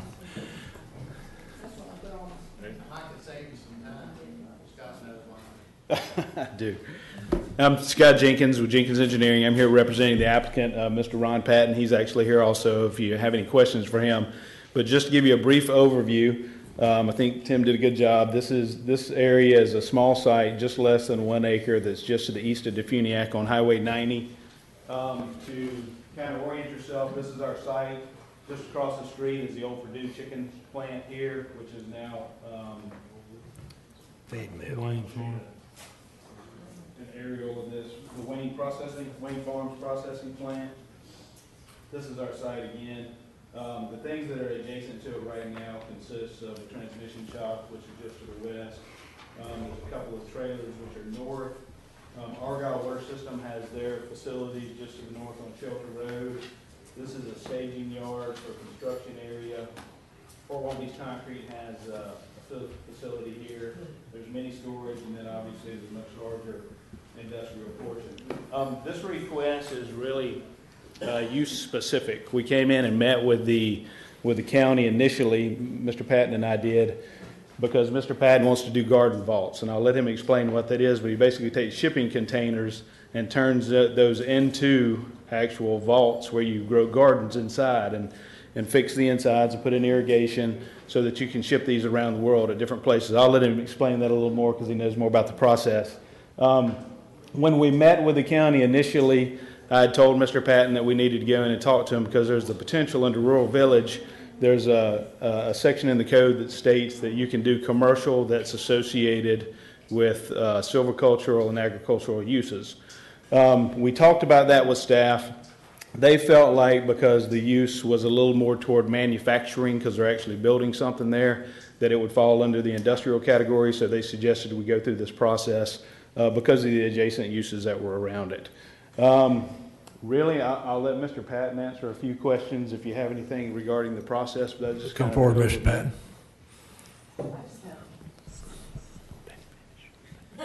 Good evening, y'all. Yes, sir. Go ahead. Okay. Basically, I recycle shipping containers. You see them on the shipping, boats that bring them over. They're 40 feet long and 20 feet long. And I basically take a polyceramic material to coat the outside of the container to insulate it. It deflects and reflects light and heat. It does not use any traditional building materials like wood or fiberglass, so it doesn't deforest the planet. It doesn't add to carcinogens. There are no known toxic effects from the water-based polyceramic that I use. It's a space-age technology that was actually developed for the space shuttle that I'm applying to the exterior of the shipping container to make it a viable, workable environment. I plan on marketing this to the military as much as I possibly can and hiring as many veterans as I possibly can in the process and creating as many jobs as I can in the process. You doing anything internal to the structure? No, sir. It's just coating the outside. Coating the outside, putting HVAC in, running some lights, running some PVC piping. I mean, literally, that's it. Okay. Mr. Osborne, unless mission. You list your address as 1 Bulkhead Plaza in Atlanta. That's that your address? No, ma'am. That's my office. Okay. I live at 4811 Bon Air K in Destin, Florida. Just down the street. And I guess my question is, if it's already Rural Village and you can do this in Rural Village, why do we want to change it? Well, I'll just say, initially that was our goal, was to come in and just have staff concur that we could do this use. But because they considered the changes to the shipping containers as manufacturing, it didn't fall under the standard commercial use, so they said that we would have to do it under industrial. I don't consider it manufacturing. Manufacturing is if I started with absolutely nothing and I built it, got me a hammer and a nail and I built something. Right. He's taking something that's already and just kind of retrofitting it. Yes. And I guess my concern about going from rural village to industrial is that if you do open up a can of worms, perhaps you decide that, I want to move somewhere else, then that has become industrial. And you're talking about the chicken plant, they're not there anymore now. They do have their feed process there, but Right. the chickens are gone. And everything seems to be around it is rural village, and the chickens are gone. I just don't see why we want to change it from what it is if he can use it. And I can tell you, if he can do that, I mean, our initial answer from staff was that it wouldn't be allowed, but if the board decides that it is an allowable use, then I'm sure Mr. Patton would be disappointed to have to go through the process, but if he ends up at the same end goal, then that would be. Yeah. I have a question too of staff maybe. Are all those other uses, they're also in rural village? Are they non-conforming? Are they, seems like that, are they non-conforming uses? Are they all allowed? Are they all allowed in the rural village? They were smart enough not to ask, I think. So. Okay. Well, they've been there a long time. Yeah, Commissioner, and then I haven't gone into each use and see what they're doing out there. I will not be surprised if we have a lot of nonconformities throughout the county, and it's something we've discovered is that there's a lot of things that have a certain land use that may not match the current use of the property. We could do an analysis of that and look and see which ones were out there. I think as far as the manufacturing goes, what we saw is you bring in a product, you're adding to that product, you're adding material to it. Which was, in our opinion, was more of an industrial function rather than a commercial function. So, but again, if the board decides otherwise, we have no problem with that. Yeah. Or are you going to have big trucks and things like that? No big trucks. No byproducts coming off of it, going into the ground or into the air or anything. Okay. I just think the area to me looks like it's already. If it's rural village, it's got an awful lot of things that are similarly going on there that, I'm in the same mind. It's like, why does it have to go industrial? All right. There you are. We went over this at the planning board meeting, and it didn't get really discussed because for some reason Teddy got in a hurry and was in a hurry. I don't know. Who was in a hurry? Teddy. Oh. But we got to talking afterwards with Scott and Lee Perry afterwards, and we were talking about it. Now, the building that used to be here before, we didn't discuss it in depth here, but it was already a retail operation. Even though it's gone out of business, it doesn't matter. I think the staff did err on the side of caution because somebody could have threw a fit about it if they just had done it. But I think it's well within your power and that you should deny this change today, but you should approve his operation because it's no less a retail, and the board has the authority to do that. So I agree. You've heard me say over and over again, you're opening Pandora's box by deviating from the FLUM. But in this case, the business has no more impact of a retail operation than it did before. It's just in a different way. And if you looked at it just because he's modifying the Sealand vans as being industrial, then every time somebody welded in a set of I-beams into a house that was being built on the beach because it was part of the infrastructure of the house and the support structure, you'd be doing industrial stuff, technically. But since you're not producing it, you're just modifying it, and then you're doing it to produce a retail thing, I think you should deny the change and approve the use under rural village. And you also have Ms. McFarland, who lives right next to it, that didn't get to speak at the commission. Ms. McFarland, come forward, please. I venture to say that you'll probably have less traffic because that was a minute market. And cars were going and coming all the time. You'll have less traffic. He would have far less traffic. Yeah. Okay. I agree. If it could be kept as rural village. Would you state your name for the record? Judy McFarland. I live on McFarland Road. Right. And it wouldn't impact me directly, but if it were to become industrial, that would open up the other acreage nearby that borders it to become industrial, and that would affect me and my family. And I know that this is not a neighborhood as in you see at Sandestin or Pine Shores, but it's rural neighborhood. People live there. It's not the best neighborhood, but is where they live. And to make it industrial would, I think, be a big mistake. And I don't want to squash his business venture. I think it's great that he's trying to bring a business here and jobs and so on. I think that's wonderful. And he has done a great job of refurbishing the building, renovating, and cleaning it up. It looks great. But if it's in your jurisdiction to change it and leave it as rural village, that would be great. Okay, thank you.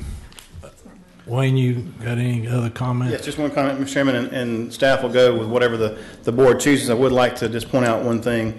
The comprehensive plan defines industrial uses this way. The activities within land areas predominantly connected with manufacturing, assembly, processing, or storage of products. And I think that's how we arrived at our decision, by applying that definition. Okay. Applicant, you got a question? No, I was going to make a motion. Well, hang on a minute. Oh, well, Applicant's got an I was just going to say, yeah, and I'll just take a second. As long as the use is allowed, I don't think the applicant has any problem with it. I mean, it's a little bit disappointing that we came this whole route and got back to the place where we were to begin with. But I mean, that's a valid point, so I don't think it's an issue with the applicant. Okay, thank you. I'll make a motion that we deny the land change, but approve the business, whatever, the use of the rural village.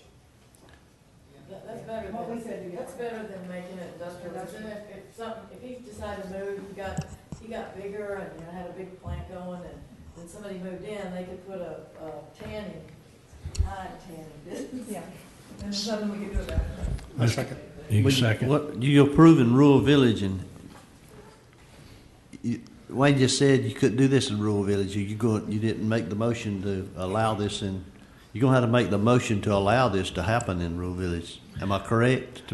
Well, I mean, I think staff's position from the very beginning is that because of the storage, the production, the assembly, that this was a use that met the industrial use definition in the comprehensive plan. However, the board has the full authority to interpret the comprehensive plan how they see fit, and so that's. But that needs to be in the motion. I would defer that to. She said rural village though, but he's saying in rural village it's not allowed. Well, now according to the staff's interpretation of the comprehensive plan and the industrial use definition. But if the board chooses to do that, I'd defer to Mark on how that should be done. He feels like it was a better fit, but you didn't say that it wasn't allowed in rural village. You said the industrial was a better fit, but this board can't overrule, and I just overruled, and we'll vote on it. I can clarify the point. It's in the land development code under primary uses. Commercial only allows storage of product for retail inventory, and manufacturing specifically called out as an industrial use. So that's where the clarifying point came from. My point is I don't think he's manufacturing. He's retrofitting something. It's a difference. Okay. So make sure I call questions. I want to make sure I understand the motion. So the motion is to deny the land use change, but to recognize that his proposed use of the property is an allowable use within the rural village designation, and that the development order would state that. That way, there's no confusion. What you said. That's been seconded. Okay. Okay. And you're exactly right. Make sure the development order says that particular use is not non-conforming. That's a double negative, but you know what I'm saying. No. Okay, you call for the question. Got a motion and a second. All in favor say aye. Aye. Opposed? Motion carries. Mr. Chairman, last item on the agenda is the Nature Walk third replat. Again, I'll ask Tim Whaley to come up and give a brief presentation.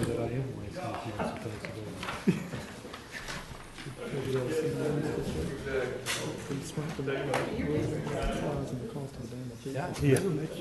That's right. Kenneth. Go ahead, sir. Good evening. Tim Whaler, Planning Department. This is a plat application that was submitted by Emerald Coast Associates requesting the approval of the Nature Walk at Seagrove third replat. It's a portion of the Nature Walk. It's a portion of the Nature Walk at Seagrove replat as recorded in Plat Book 18, page 8 and 8 through Q, and Nature Walk at Seagrove second replat as recorded in Plat Book 18, pages 64 through 64B of the Public Records of Walton County. The project is located on the southeast county road of 395 off Sandgrass Boulevard, and I'd be happy to answer any questions you have on the plat. Board have any questions? Basically, they're just shifting lots around. Yeah, they've just reconfigured some of the lots to allow some alley access to most of those. That's kind of the change. Okay. Is the applicant here? come forward if you have any comments to make.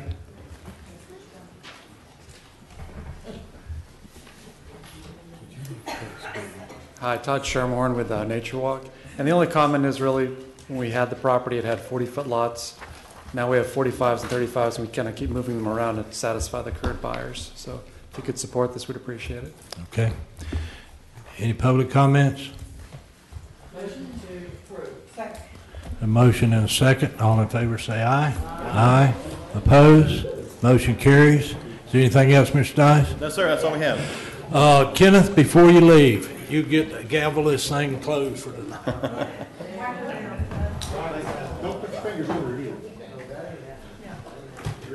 We'll be adjourned.